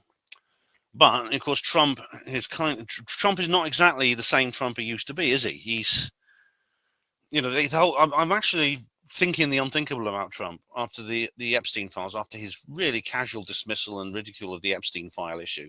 I can only conclude, that they may be holding one of his family hostage. Okay, reply to comments 22. As I said, I thought she was beautiful, but she bothered her a bit, and she had the menopause. But that was like a few years earlier. I don't really want, Jack. I mean, maybe I said something in the last comment reply video I really shouldn't have, but Yeah, you're right. We all know what happened now. The tall, dark Egyptian gentleman. Yeah, she left me for an Egyptian con man. Yeah. Mm. Okay, Jin says on Stars That Come and Go, quote, "You make a personal comment about him, Colostrum, which is not relevant to the subject matter in an attempt essentially to smear his character. I can only assume this is some kind of ad hominem," unquote. Jin says, "Would it have been more acceptable if you'd been discussing his diet or piles and it had made you laugh, Ben? Is this another double standard?" No, it's not. It's just me having a bit of a laugh at Steve Mumbling's expense. It's not. It's a bit of a joke. So it's not actually an ad hominem, because it's kind of like, it's not actually dismissing, it's not smearing Steve's character. It's just making jokes, because he's the one who talks about steaming piles. And so me and some of the others have decided to make a joke about it. That's all. And here we go on reply to comments 22, Red Snapper. Sir, he was a millionaire effectively by today's standards. He gave that up. He could have been he was heading to be the #1 sports presenter. I was talking about David Icke. Not true. He said the BBC did not renew his contract, which he said was good timing. Well, yeah, but I mean, of course, the not renewing your contract is a bit like sacking you in the BBC. He had been in trouble. He'd refused to pay the poll tax, things like that. He'd been on various, he'd been talking. He wasn't into conspiratorial stuff then, but he's very much into green politics and the New Age and stuff like that. So yeah, that's what happened. Which, I mean, David said in the book, he says essentially he sacked himself. It was actually intentional. It was an intentional part of his life plan. Maybe it was for me as well. So yeah, it is true. I think in a way, not literally, but in a way. Right. Same video, Red Snapper.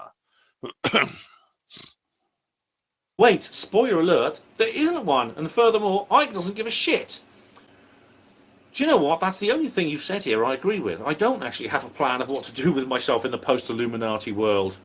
Oh, right, Ben, would you be a fantasy and sci-fi author in the post-Illuminati world, or possibly a lecturer? Yeah, and what I can imagine happening, Red, is that I'd probably end up doing kind of, like a lot of today's very active conspiracy theorists, we probably will become some kind of historian.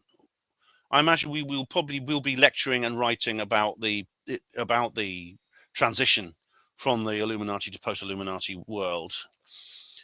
And I can imagine that because we were the ones saying it when everyone else was ignoring us, we will be kind of hot property. We'll love everyone will want to know what we have to say about it. And yeah, I'll look forward to that. That'd be a good way to sort of eke out a living in my dotage. Yes. I can't imagine myself ever retiring, even in a post-Illuminati world. Red Snapper on 22. Do you advocate for a stateless society, Ben? I don't know, Red. I mean, the thing about it is I've dealt with voluntarists like Trevor Murray, for example, who's a good friend of mine, and I can't find an argument. I mean, and Molyneux, of course. Stephen Molyneux. I read and watch a lot of, and I honestly cannot come up with any. I cannot come up with any argument to counter the voluntarist position. I can't. So the answer is probably yes. It could turn out that some kind of state may be necessary, but at the moment, would a society without a state function? If the state disappeared today, what would happen? Well, there's all kinds of there was some Everyday Anarchy, which is Molly's book about this. There's many other people. Trevor and I have discussed this a lot, and I can well imagine it would actually be a great improvement. I mean, things not only would things continue to function, they probably improve. The state is a burden when it comes to the functioning of society, in my view. Right, reply to comments 22. Bread snapper again. But we do know that the Van Allen belts fluctuate enormously in accordance with the solar cycle. When Apollo missions were actually taking place, it was during the solar maximum. So all the figures. Right. Is the solar maximum related to the solar minimum? Well, yeah, they're opposite ends of the 11-year solar cycle. Yeah. Reply to comments 22. Were you disappointed by Richard D. Hall moving away from ufology around this time? Not terribly, Red. I mean, he's never completely moved away from ufology totally, but he has moved into other areas, as you know. If you look to compare his early material to his more recent material, I think that when he moved away from ufology, to put it, or branched out, he started making more mistakes. So, for example, the fact that he took one look at the Pentak incident and thought, nah, not interested, which I think was a big error. I'm disappointed by some things of Richard. For example, the way he changed. His personality changed quite a bit. He lost his sense of humor essentially, and he became probably the original backslapper. I mean, you could say he almost invented backslapping, and today he's still the biggest backslapper as all. Andrew Johnson is a close second, but I don't think that's necessarily connected to him moving away from ufology. Red says on Oxford May Morning 4, if they reveal the truth about Paul McCartney's death, would you support laws preventing people from saying he's alive?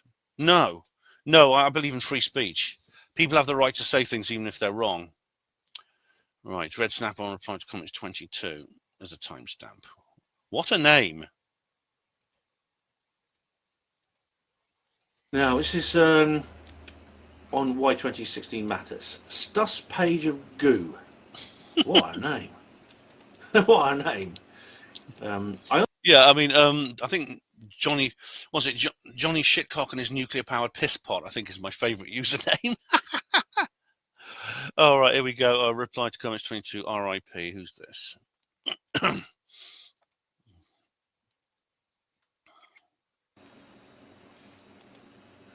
Edwardian Lady, sending you love, Ben. Thank you, Edwardian Lady. Yeah, yes. RIP indeed, Edwardian Lady. Yes. I never met her.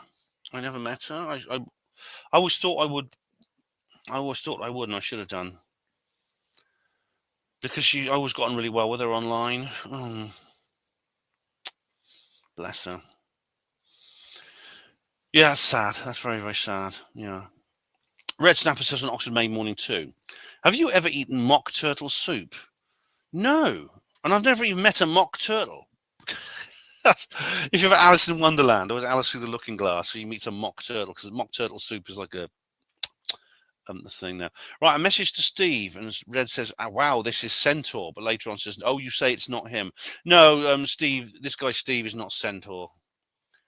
But he's more a kind of emotional abuser. I'd say he's an emotional abuser of vulnerable young people.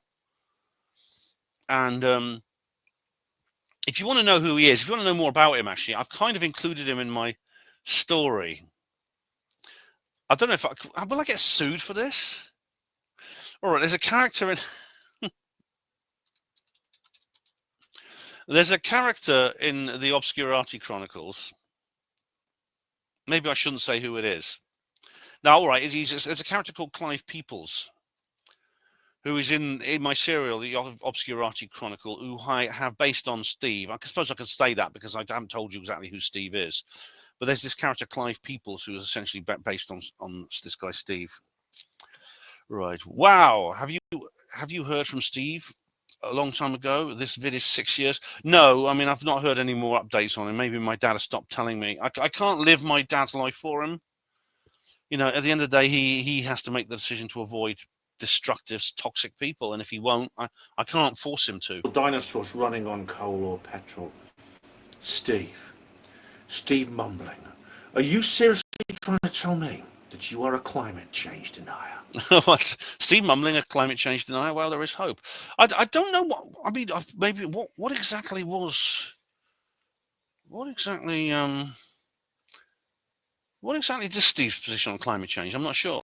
There are, you see, you can disagree with climate change and be part of the skeptosphere. It's the one thing you can actually do, as long as you're not above a certain level. So, So, for example, James Randi once sort of like started going down that way, and someone took him aside and sat him down and said, Randy, you can't say this. And he changed his mind, so-called. Right, here we go. The voluntary, there's a timestamp, but I know what this is about. The Voluntary Human Extinction Movement, VERMONT, was founded in 1991 by Les Knight, an environmental philosophy advocating for the gradual extinction of humanity through voluntary non-reproduction. Pronounced vehement. Vehement argues that human overpopulation causes ecological devastation, species extinction, and resource depletion. Its motto, "May we live long and die out," emphasizes a peaceful approach where people chose not to procreate, allowing Earth's biosphere to recover. The movement explicitly rejects forced measures like murder, suicide, or coerced sterilization, focusing instead on personal choice. All right. Well, all these they all say that to begin with, don't they? We won't force anyone to do anything. We're just advocating. We're focusing on personal choice. It's like, you understand, we're not forcing you to take this medication. We just think it's a good idea, and you really should. And we're going to offer incentives for you to do so, like you get a free donut or something. And it's I think that if the vehemence ever became a major force, they would actually start becoming a little bit more coercive. And indeed, I mean, in a sense, the vehements have, because the vehements include people like, the Yuval Noah Hararis and Bill Gates and people like that. I mean, even though they don't call themselves that, they're not a part of the actual organization. They still say things like, there are just too many people in the world. What should we do about it? Hugo Roos says, interesting. I've asked for euthanasia, but the NHS refused. I know some Europeans do it, but I can no longer travel. Voluntary non-reproduction. I'm 68 now, so no children. But, Hugo, what? You've asked for, you actually would like euthanasia? Oh, Hugo, please don't. We'd miss you. And I mean, you've still got a life. I mean, yeah, you've got your disability to cope with, and you're not young, but you've still got a life. And you yourself have sort of like, you have your spliffs in the tin and things like that, and you grow your own and stuff. I mean, that is making the most of life. I mean, it's, I mean, the right to die thing is a very complicated matter, and I mean, I've got mixed opinions on it. Right, Red Snapper says on reply to comments 22. Well, it's funny, Hugo Rune actually has been watching reply to comments 22 as well. That's interesting, Hugo. You've been watching it too. Oh, good for you, mate. Good for you. They've been telling us since the 80s when I was at school it's always coming, but it never arrives. Kind of like official disclosure. Touche. Is disclosure the same thing as climate change? No. But there's always talk about, well, the ice caps are going to melt, and they've been saying it for a long time. And people like Guy McPherson, who is one of these vehements, and he's also a doomer. He's like he's unbelievable to listen to Guy McPherson, because he believes there's a conspiracy to do with climate change, but it's not the same one that I talk about. He believes the conspiracy is it's far worse than they're saying than it's officially been acknowledged. So climate change is not only real; it's actually much worse. And the climate scientists are kind of they've conspired not to tell people because the truth is too awful. And he said things like the ice caps will be the North Pole ice caps will be completely melted by 2015. About in the early 2000s, we got till 2015. The North Pole ice cap will be completely gone by then. Well, it's not. Yes, it's shrunk. It has been shrinking steadily, but it's not. And some parts of the Antarctic ice cap are growing. So things like that. The Gemercury says on Stars That Come and Go, what a bunch of broken arms. Between a journalist as unable to step back and Villa Roel, who thinks she's at a fashion show, we will have seen it all on YouTube. The Americans have a space program dating from the pre-Sputnik era, and we're already sending balloons at high altitude. That's what's on the photographs. Coulthard is just so ridiculous, and Villa Roel pathetic. Oh, really? Oh, really, Jim Mercury? Jim Mercury. Well, firstly, I'll overlook your silly rhetoric. Now, I've already explained, like, with how, you know, objects in space existed. Yes, objects in space existed, but Beatrice realizes this, that there were things like rocket stages from test launches of V2s and stuff like that, way long before Sputnik. Yes. But she's controlling for this. And as for the high altitude balloons, well, Simon Holland has just done a video claiming that it's high altitude balloons that were the cause of what was on the plates.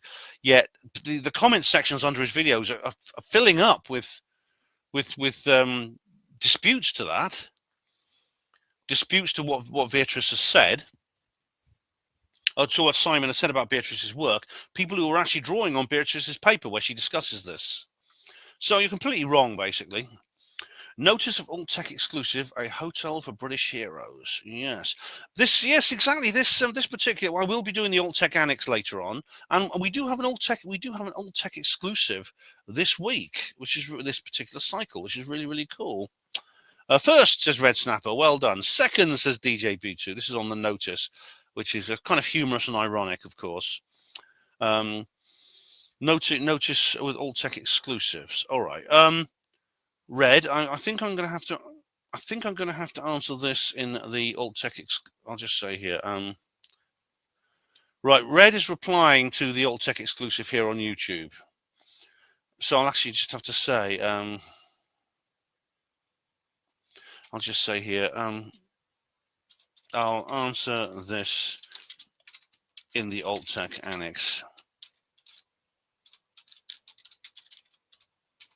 I better just actually remind myself.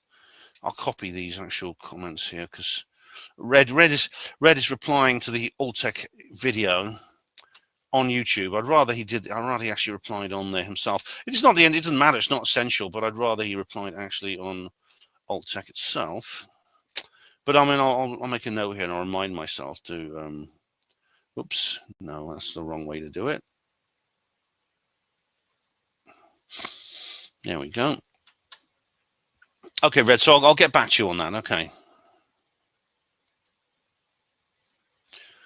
All right, so where are we going now? Nothing as it seems, says on Notice Full Tech exclusive, a hotel for British heroes. Oops. Oh, I've got to just undo. I've got to remember to put back on my clipboard the timestamp. There we are. Will this go to a third hour? Let's have a look. It might do. Went to a fourth hour last time. Yeah, I think this is going to go to a third hour. Right. Nothing, it seems, has a YouTube link here.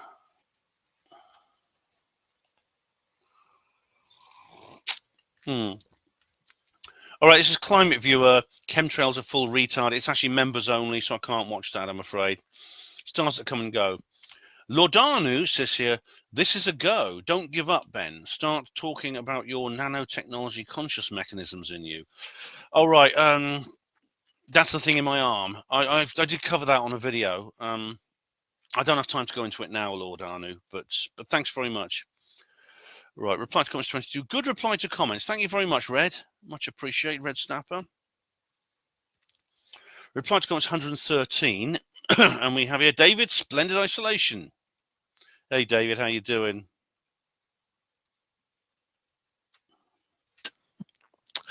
Awakening Air Conference.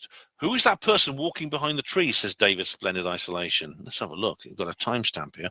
I think I better give you some video. All right, David said, did you not see them at the time? You were talking about how spooky it is there and how you were on your own. And the figure walks past behind the tree. Timing? Who or what was that? When you quickly put the camera up again from looking at the fairy ring, we do not see them walking past the other side of the tree. They're gone. It's like the fairy ring distracted you for whatever was to disappear. Good. Yeah, that is weird. That was very strange, David. I don't recall actually seeing that person again. I mean, by the time I got to the tree, I think I was on my own. So could that be? Yeah, I mean, could that be? I certainly don't recognize them. It could be that was some kind of ghost. Yeah, definitely. Thanks very much. Stars that come and go. UAP 369. Hello, that's a good name. Says, hi, I found your channel from a comment on Backyard Professor. I am your 7.85k sub, lol. I post UAP stuff. Love, peace, and abundance. Thank you, UAP369.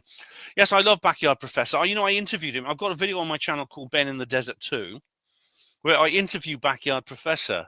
He actually went to Contact in the Desert, and I met him. Thank you very much for subscribing, UAP369. BNT down, old Facebook live stream. First, says Red Snapper. Yeah, I preserved an old live stream from here. Red Snapper says, I am the Alpha, Hugo is the Omega. And Hugo Rune says, nice one, Red, but I've been out of the sunshine in my sunny garden, making sure all my ladies are watered. Ooh, my carers have just left me on my bed, and Ben is my evening's entertainment. I am the end. Oh, thanks, Hugo. Oh. Yeah, I know what you mean by your ladies. The things you turn into things you put in a tin, I know. Red Snapper says, nice, yeah. Right, BNT, yeah, brand new tube, another one bites the dust. Yes, I did check after I made this video, and brand new tube is gone now. Okay, this is an old stream, says Red. Yeah, it's one I put up on Facebook years ago, but I downloaded it because Facebook had like this message coming up saying they're gonna delete all live streams more than 3 months old. And so they gave me the option of downloading my catalogue of live streams, and I did. And I realised that I backed most of them were backed up on my other sites anyway, but there was one that wasn't, which is this one. This one was only ever on Facebook, so I decided to, well, I'll back it up now. Yeah, but yeah, brand new tube went down it went the same way as VidMe and PewTube, which is sad. But it's these things happen.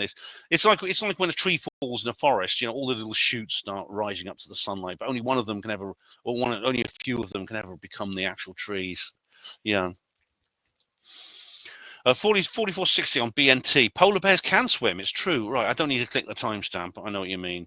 They can, yes, and we're seeing them on melting ice flows, and it's meant to horrify it's meant to appeal to the empathy of children, which is often very strong for cute, cuddly creatures. Although polar bears are actually not cute and cuddly. If you try to cuddle one, it'll probably eat you. But yeah, I mean, it's designed to basically terrorize the minds of children. Red Snapper says on BNT Down, is Sonia Poulton a modern-day Florence Nightingale, in your opinion, Ben? Right. Well, Florence Nightingale, of course, was a famous nurse. She was a military nurse in the book. It was at the Crimean War. But she's a real heroine. She's a real, I think, a freedom fighter. She's not a nurse, though, but I do respect her an awful lot. BNT Down. Still feel that today? Red Snapper. It's great times, isn't it? Great times. Great time to be alive. To be at this. See you, Sean. Bye, Sean. Yes, I do. I still feel that today. I wouldn't want to be anywhere else at any time than where I am right now. Hugo Rune says on BNT Down, I seem to remember 1976 when the weather was like now, bloody hot. I don't buy this burning fossil fuels business. I think it's just part of the natural cycle. I agree, Hugo. It is. It's just part of a natural cycle. But yes, it was bloody hot in 76. I mean, I was very young at the time. I'm too young really to remember. But my parents told me there was this record-breaking heat wave and all the reservoirs were dry and they had standpipes. It was bloody hot, but it went on for much longer. It actually went on for like a month or more. Yeah. The temperature records have been broken since then, but not the lack of rainfall and the length of the heat wave. Nothing is as seems, says on BNT Down. And AI response. The statement, the world needs to be turned right side up again, major media destroys information, scientists destroy truth, reflects a deeply skeptical and critical view of modern institutions, particularly the media and scientific community.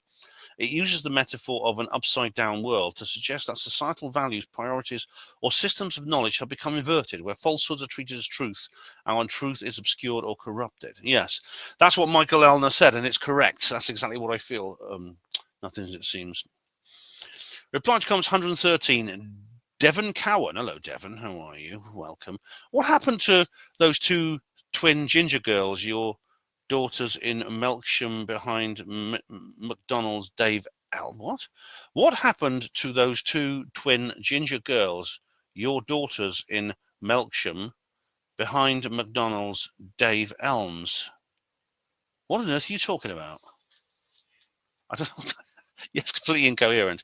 Right, the Jim Mercury. Here we go again on the stars that come and go. We have a timestamp. We have a YouTube. link. That's a possibility that nobody's really talking about. But the question, yes, this is Professor Simon. I've actually watched this. Yes, I've watched it, and it says here a bunch of idiots. Right, well, Simon. I think Simon believes. I asked when I heard Ross Coulthard interviewing Beatrice, and he was going, "These must be." An epic journey to switch internet provider. I know what you're saying. You're saying the bunch of idiots were the people. I think what you mean, Jim Mercury, is the bunch of idiots were people like Beatrice, who were actually saying, and people like Avi Loeb, who are actually saying these things are aliens.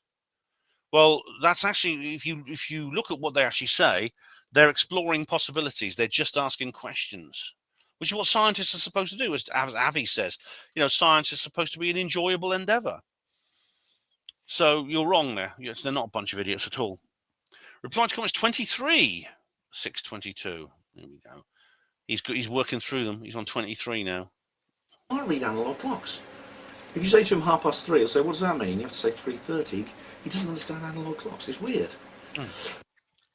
Yeah, how awful. Portering is key working. A very noble job, like nurses. Thank you very much, Red Snapper. Porter's pride and dignity.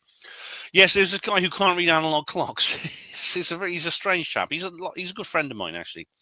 But I just say, I said 3:30, and he says, "Is that 3:15? Is that 3:15 or 3:30?" And I said 3:30.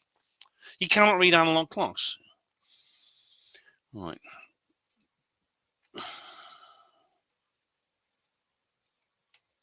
Western Brexit live stream. Buster King, go and eat a McDonald's. This is reply comments 23, Red Snapper, by the way. You fat pretentious slob. He's going for Buster King is watching all my videos. Yes. Who is this Buster King character? Is he Team Droid? No, I think he's just a tosser. But like you, he's been through all my content. So I'm a kind of like love-hate relationship sort of thing. I'm a hate watch. I haven't seen Buster King for years. Don't know what he's doing. I hardly remember the guy. Except he was very rude, of course.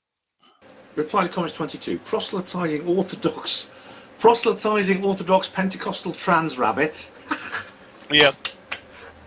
He's still around sometimes. He does still pop up occasionally with a name like that. Is great, isn't it? Yeah. Yeah. But yeah, he still sometimes pop up. Old rabbit. Yeah. How am I doing for time? Oh, we're nearly at the end. This is probably just going to go into a third hour. It happened to me actually. I was actually at AV when I went to AV10. I bumped into someone and I suddenly realised it was someone I blocked on Facebook. And they'd had a really nasty, we'd had a really nasty internet buster. And I just said, "Hello."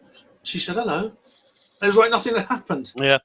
Bumped into someone you blocked on Facebook. Bit like falling out with Nick Colostrum. Suddenly he just approached you like nothing happened. Yeah. That was actually at Richard D. Hall's show in Kingston on Thames.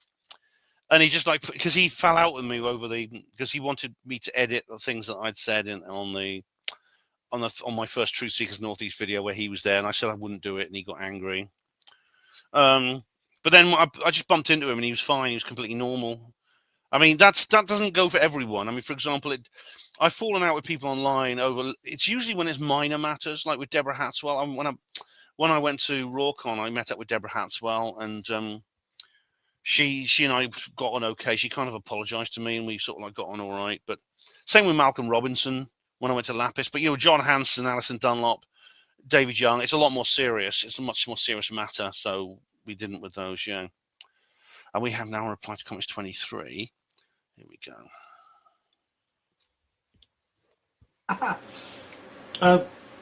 I didn't see any. I didn't see the Geordie Bigfoot. I don't know if there is a Geordie Bigfoot. As for the Geordie Grey, do you mean the Gateshead Grey? I actually had a plan to. All right. The Geordie Bigfoot, lol. Did you ever go to the location of the Gateshead Grey? Maureen was meant to take you. Yes, we did.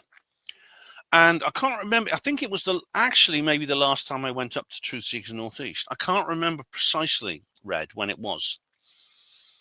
But we did go to the location. Yeah, we did go to the location. Reply to comments 23, Red Snapper. Do you believe in colour magic like David Icke's early years? I'm not sure. I mean, because he would wear turquoise because he believed the colour was very important. I don't practice it. For example, I'm wearing this red thing today. does red make me a certain way? Does it affect my mood and things like that? Not really. I don't think so. There are some colors I prefer wearing to others. I mean, I wouldn't wear pink. I don't like wearing black very much. But yeah, here's a same video, red snapper. Making a joke, or was that just, maybe that's subconscious? I don't know. Chaston, Steve mumbling. I was a tortoise in my previous life, but my new life brought me out of my shell. Yes, yes, very good. Steve does have indeed have a sense of humour. Right, Oxford Graffiti 13, my most recent video, and funny enough, the first comment is Teddy Bear Liam, and Red Snapper says, gritting his teeth, looks like you were first. Yes, well done, Teddy Bear Liam. You get the gold tin foil hat. Hi, how you doing? Teddy Bear Liam. Teddy Bear Liam just says, hi, Ben. Red Snapper says, first on the Oxford, but you weren't first, Red. You know that. And Hugo says, of course you are. I was in my garden making sure my cannabis was well watered, which is nice. That's my evening's entertainment, but well done, you. Oh, congratulations are premature. And in fact, Hugo says underneath, I think it might have been that Teddy guy. It was Teddy Bear Liam. Neil Peel Paranormal Peep Show on Oxford Graffiti 13. An afternoon upload, and the odds were certainly against you with computer issues. Yeah, I did. Luckily, I didn't have to work that afternoon, so I managed to get the day before, and I thought I was going to have to ditch it. I thought I wouldn't be able to get it started again, and I must have to move on and start using the new one more, which I should do anyway, I suppose. But you see, it's just so much more convenient to use this one. So I'm kind of just driving it till the wheels drop off, basically. Red Snaps best said on reply to comments 23. Wow. Even back then, you mentioned the Capel Green films being delayed. Yes, Capel Green has been a sort of a thing for about 8 years. Lance Corporal. Hey, Lance Corporal actually he doesn't appear in it. You can hear his voice in Oxford Graffiti 13. It's always nice to help with archiving stuff. I wonder if anybody knows what that sticker is. Yeah, thanks for your help there, Lance. Yeah, I mean, I don't know. If anyone recognizes that sticker, could you let me know? Hachi says on the 13. On Oxford Graffiti 13, love and respect, Ben. KBS must be turning RIP. Yeah. Oh, Kev Baker. Yeah, he's again. It's like so many bloody people we've lost, haven't we? So many decent people. Edwardian Ladies, the most recent, but there's many others. Rhiannon Raven. Hi, Rhiannon. How you doing? I need to know. Rhiannon does the music for this video, by the way. I really need to know what the do not cut up eggs and pee on the floor sign means and where I can get one. All right. Well, if you want one, I mean, personally, I think not peeing on the floor is kind of basic courtesy, isn't it? That's for not cutting up eggs. Yeah. I don't understand what that part of the sign meant. I'll see if I can find out for you, Rhiannon. And Cole Costello says underneath, my take is it's saying no pissing or I'll cut your balls off. Maybe that's what it means. It could be that way, in the only legal way you can say that sort of thing. Yes. Red Snapper. Come on, England. Oh, right. This is to do with the very first thing I saw, the placard, the board with the "Come on, England" or Rosehill FC. Yeah. They changed it to something with Rosehill FC on. Yeah, they did.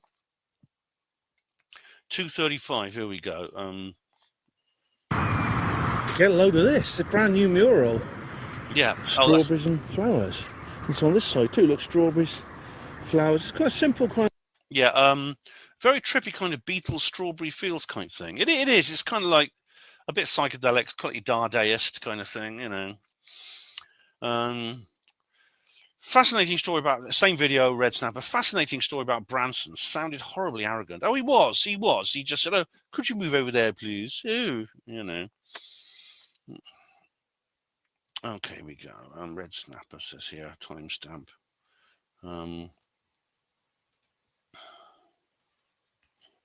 Strange, it looks like a megalith. Just standing out here, this little sort of 1990s kind of housing area. Oh, that's the megalith. Yeah, that megalith. Maria Wheatley can tell me anything about this. I think Maria Wheatley is the one who would know, and he says, could be some sort of sentinel thing, like 2000: A Space Odyssey. Oh, like the monolith. Oh, blimey. Yeah. Oh, Oxford Graffiti 13. Red Snap. How am I doing for time? Oh, I'm nearly at the end. So this will be the last comment, and then we'll go on to the next hour. On the 6th of December 2023, Al-Aria was killed by an Israeli airstrike in northern Gaza, along with his brother, sister, and 4 of his nephews, during the Israeli invasion of the Gaza Strip. The Euromed Monitor released a statement saying that Al-Aria was deliberately targeted, surgically bombed out of the entire building, and came after weeks of death threats that Rifat received online by phone from Israeli accounts. On the 26th of April 2024, his eldest daughter and his newborn grandchild were killed by an Israeli airstrike on their Gaza City home. That's bloody horrible. It's bloody awful. I mean, I don't know what the rights and wrongs of this whole issue are. I know there's a lot of propaganda. You get like Douglas Murray and people like even Charlie Veitch. Well, Charlie Veitch is making it up, but they're saying, oh, no, Israel are the good guys. And other people say, no, Israel are the bad guys and the Palestinians are the good guys. And, I mean, for me, this is a foreign conflict and I don't know enough to take a side in it, but I do feel sorry for people on both sides who are caught up in it. I really do. And these stories are horrible. If they have deliberately targeted a family like that, then, of course, that's a war crime, a complete war crime. Right, 6:40. Oh, this is the chemtrails thing on the same video, Red Snap. Horrible.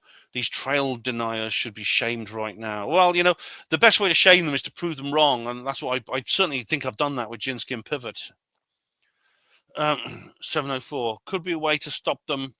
Oh, right. Oh, is this the Janet coach? Fuck. Oh, dear. Yeah. This is the Janet coach. This was it's come to the end of an hour, haven't I? I'll just answer this one. Yeah, could be a way to stop them bussing in the the people at the hotels. Maybe they park. Do you think they park their cars deliberately narrowly so that the Janet coach couldn't get down there? If you want to know what I mean by Janet coaches and the busing of people, you need to watch the Old Tech exclusive. Anyway, that's the end of hour number 2. All right, are we live? We are live. Hour number 3, which actually it will not go to a full hour. We're nearly at the top of the list now. But Oxford Graffiti 13. Adama says some really nice looking graffitis. Oh, they are, aren't they? Yeah, they really, really are. Wacky Racer says, you met Branson, Area 51? It was the Churchill Hospital long ago when I was a kid. Red Snapper, no peeing here. How awful. Oh, well, why? I mean, there's plenty of there's public toilets. There's even some bushes nearby. You can use those. Red Snapper says, thanks for recording these marvelous murals. You do sterling work. You're welcome, Red Snapper. That's on the same video, Oxford Graffiti 13. Reply to comments 23. Here we go. Right. Red Snapper says here. Mellow Brian says here, you're right, of course. I have a section in my forthcoming book, Fools and Frauds, and Parks gets a little mention in the latter part. All of these frauds fail to convey the sense of high stress strangeness. All right. Was the Hidden Enemy book ever released, and did you read it? Mellow Brian, I think, was his name. No, I've never heard of that book actually. There's all kinds of material online slagging off Simon Parks and people like that. You know, there's almost a cottage industry now of backslappers who do this sort of thing. Stephen Cambion is probably the best known of these. You know, Terry Joyce also gets involved in this. She indulges in this sort of thing herself as well. But has a book ever been written about it? Not to my knowledge. Not like a backslapper book, just criticizing people within the community. Not to my knowledge. There was going to be one called The Warren Decommission by Sasha Christie, but that was never actually published.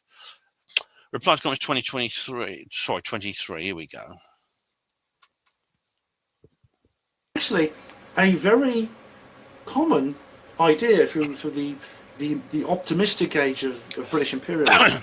You could take by Red Snapper, a tribesman from the Congo, and you could turn him into a. What's she say here? Sounds like the woke stuff of that era. Oh, yes, this is the old white man's burden and stuff like that. I'm not a wokist myself, and I don't apologise for Britain's colonial past, but a lot of it was completely not nonsense. A lot of it was like based on a complete misunderstanding of culture and biology, basically. Arts Channel says paint it all over. What do you mean paint it all over? The graffiti? But what do you mean, like whitewash it? What do you mean by paint it all over? Are you saying it should be obliterated and just like, just think it? Come on, Arts Channel. You are named after you call yourself Arts Channel. You have a avatar of Vincent van Gogh. You appreciate art. You realise how important it is. And if you took these images, well, I'm not talking about the filthy scrawls and stuff like that in terms of graffiti. I'm talking about these really detailed and artistic murals. They brighten the place up. So if that's what you mean, I don't agree with you. Okay, so now we have Red Snapper again on 23.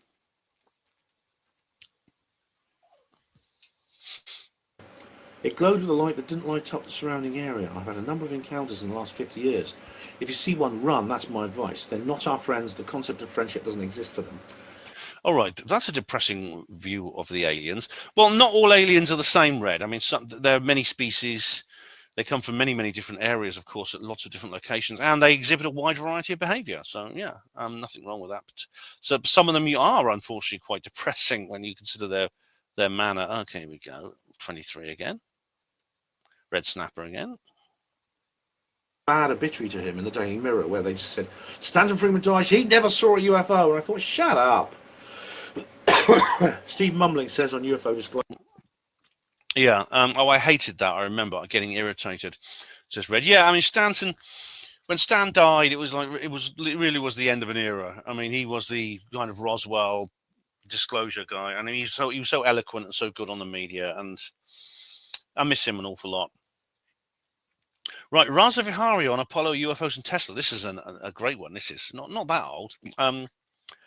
What is your favorite science fiction genre? Hard science fiction, soft science fiction, space opera, cyberpunk, speculative fiction, or space western or nanopunk? All right.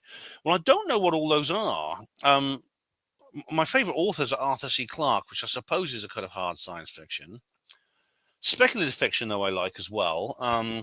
So, for example, I've reviewed sort of some of the more surreal type stuff, like China Miéville. I actually did a review of 2 of his books, I believe.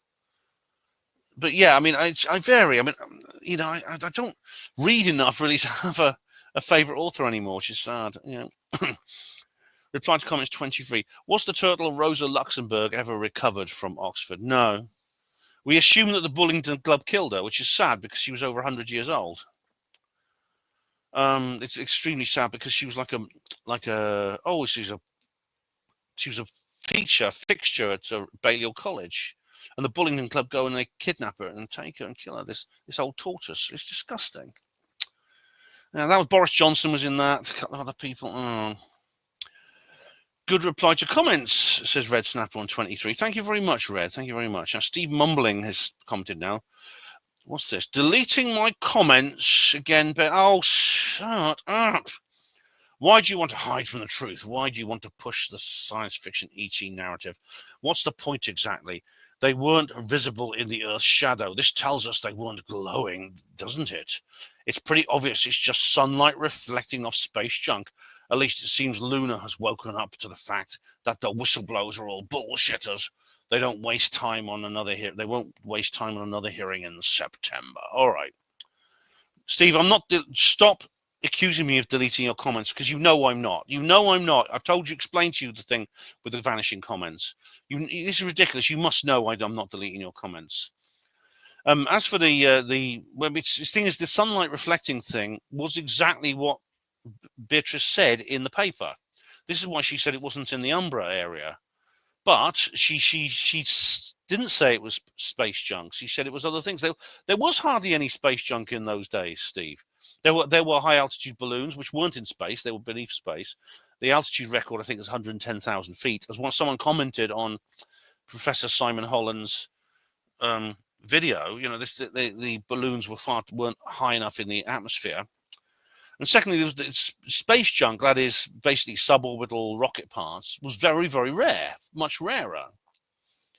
Now, as far as the hearing being cancelled is annoying, and people say, oh, they've got skiff flu again, because Elizondo and Grosh always seem to be ill when they need to go into a skiff. And so obviously something is going on behind the scenes, which is not nice. There's some kind of attempt at suppression. But I don't think but Anna Paulina Luna she's not woken up. She doesn't think this because she's actually been joining Avi Loeb in petitioning petitioning the government to divert the Juno spacecraft from Jupiter to intercept a 3i Atlas. Last comment here on the list, which is Melvin Sherman on Oxford Graffiti 13. One thing I would say about Trump, he now sort of did Iron Curtain or Berlin Wall 2.0. If Kremala win, I think it will be World War III. Right, an Iron Curtain on Berlin Wall. I don't know. You mean the wall on the Mexican border? Yeah, he's sort of done that now. If Kamala Harris had won, we'd have been in a terrible state. The whole world would, especially the United States. But then, what is Trump appears to have been compromised. He appears that the swamp has drained him. Look, he's not acting on the bloody Epstein list. I mean, that is incredibly suspicious. So my support for him is definitely not unconditional. Right, so I'm just going to go now I'm going to just do a quick refresh and then see if there are any new comments that have emerged while I have been recording this particular one over the last, not long, just 2 and a bit hours. So it's shorter than the last one because I've made sure I've done it within 2 weeks. Right, here we go. Okay, so what have we here? Cheers, Ben. Looking forward to it, says Paul Wells. Oh, you're right. Thanks very much, Paul. Thank you very much. And Paul says, he's left quite a long comment here. Ben, do you know the 90s Oxford? Oh, no. Oh, right. Sorry, that was the old comment originally. Yeah, that's the old comment originally. Red Snapper. I've done that one. 12 days, 13 days. Okay, so is that it? Is that it?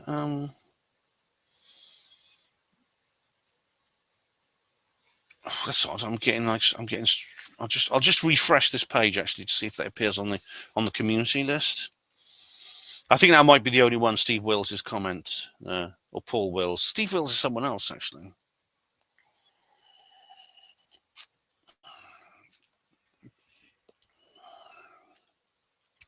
All right, here we go. Here we are. Right. Over the Moon says here. Oh, blimey, we've got a lot here. On Apollo Detectives 12, Steve Mumbling special. All right, you got in there just in time. Over the Moon. Radio waves at frequencies of 30 megahertz and below are capable of bouncing off the ionosphere, allowing them to travel long distances by reflecting between the Earth's surface and the upper atmosphere. However, frequencies above 30 megahertz typically pass through the ionosphere and continue into space, making them suitable for extraterrestrial communication. The Apollo spacecraft utilized S-band frequencies, specifically between 2200 and 23 megahertz, for transmitting signals back to Earth. These transmissions included voice, telemetry, data, and live television. The communication system known as Unified S-band, USB, also employed a powerful phase-modulated uplink character at 2.1064025 gigahertz. This uplink was used for ranging purposes, carrying subcarriers for both voice and data. When you perform a path loss calculation for these frequencies and distances, it becomes clear that Scott's claim that the inverse square law invalidates the Apollo transmissions is incorrect. The signal strength, transmission power, antenna gain, and frequency all align with the expected parameters for successful communication over lunar distances. And Over the Moon adds here, Steve only need make 2 points to completely demolish Scott's claims, which he did. 1, microwave frequencies don't bounce off the ionosphere. 2, there are geostationary satellites. Okay. Well, I actually don't have the information to respond to that right now. Over the Moon, maybe you're correct, but maybe Scott will say something for himself. Over the Moon then says here, venturing further down the rabbit hole. Ever wish you hadn't seen something? No, not that. I'm not talking about Granny in the bath. I've never seen that, no. I'm talking about the first Apollo detective video I watched. Dave McKeegan absolutely dismantles Marcus Allen's claims about the hexagon satellite. It's forensic, it's brutal, it's oddly satisfying. All right, here we've got a link here. Hope it sticks. Haven't had much luck posting links on Ben's channel lately. Okay, well, Over the Moon, I always liberate... Poor creatures. We've been feeding them second-rate internet through these old telephone wires for decades. Keep it clear for landing. What's this? Here we are. Detectives disprove moon landings by lying again. Dave McKeegan. Oh, right. This is a response video to ours. And we have had quite a few. I think there's too many ads on it. I think I've subbed to him. I thought I'd subbed to him. Sorry, mate. There's too many ads on this. I'm going to go straight. now. But there's the video anyway. Let's have a look here. Flat Earth experts, defectives. All right, here we go. Pat Bruce the Globe, built by giants. All right. Well, look, I've subbed to him, and I thought I'd subbed to him before because I do recognise this guy, and I think I've watched a couple of these videos. But he seems to be mostly flat Earth stuff. I'm not actually a flat earther over the moon, so I don't count there. But thank you very much for that comment. Interesting stuff. I don't have all the information to hand to just agree or disagree with you at this point. But let's just go see if I've got any other things here. Let's have a look. No, I don't. Okay. Right, so that's the end. That's the end of this reply to comments video. Well, of course, there's the Alt Tech Annex coming up. But of course, I want to say a big thank you to everyone who's left a comment. It's very much appreciated. They've all been very interesting. Lots of agreement, lots of disagreement. And of course, I think if it went for the disagreement, then it probably would be a bit of a boring video, wouldn't it? So yeah, thanks to all the skeptics too for putting their side across, and especially Over the Moon, who literally just got in there just literally at the end of the shoot. So well done there. Lots coming up. In fact, I've got a bit of I've got a bit of a difficult situation to deal with, which I'll talk about in a video next week. All right, and then I'm going off to Warminster to the Warminster 60 thing, and I'll cover that as well. But I'll deal with this difficult situation first. It's going to take a lot of work and things like that. And I'll describe it. And I'll do a video in a couple of days about that. But in the meantime, don't forget to go to the Alt Tech Annex. We do have an Alt Tech exclusive this particular cycle. So the Alt Tech Annex is going to be especially interesting. But for those of you who've been watching, whether you watch this or any other video on HPANWO TV, thank you for watching, all of you. Hospital Porters, Pride and Dignity, stop the New World Order. Conspiracies, government cover-ups, Earth mysteries, monster cryptids, psyops, saucers and black triangles, HPANWO.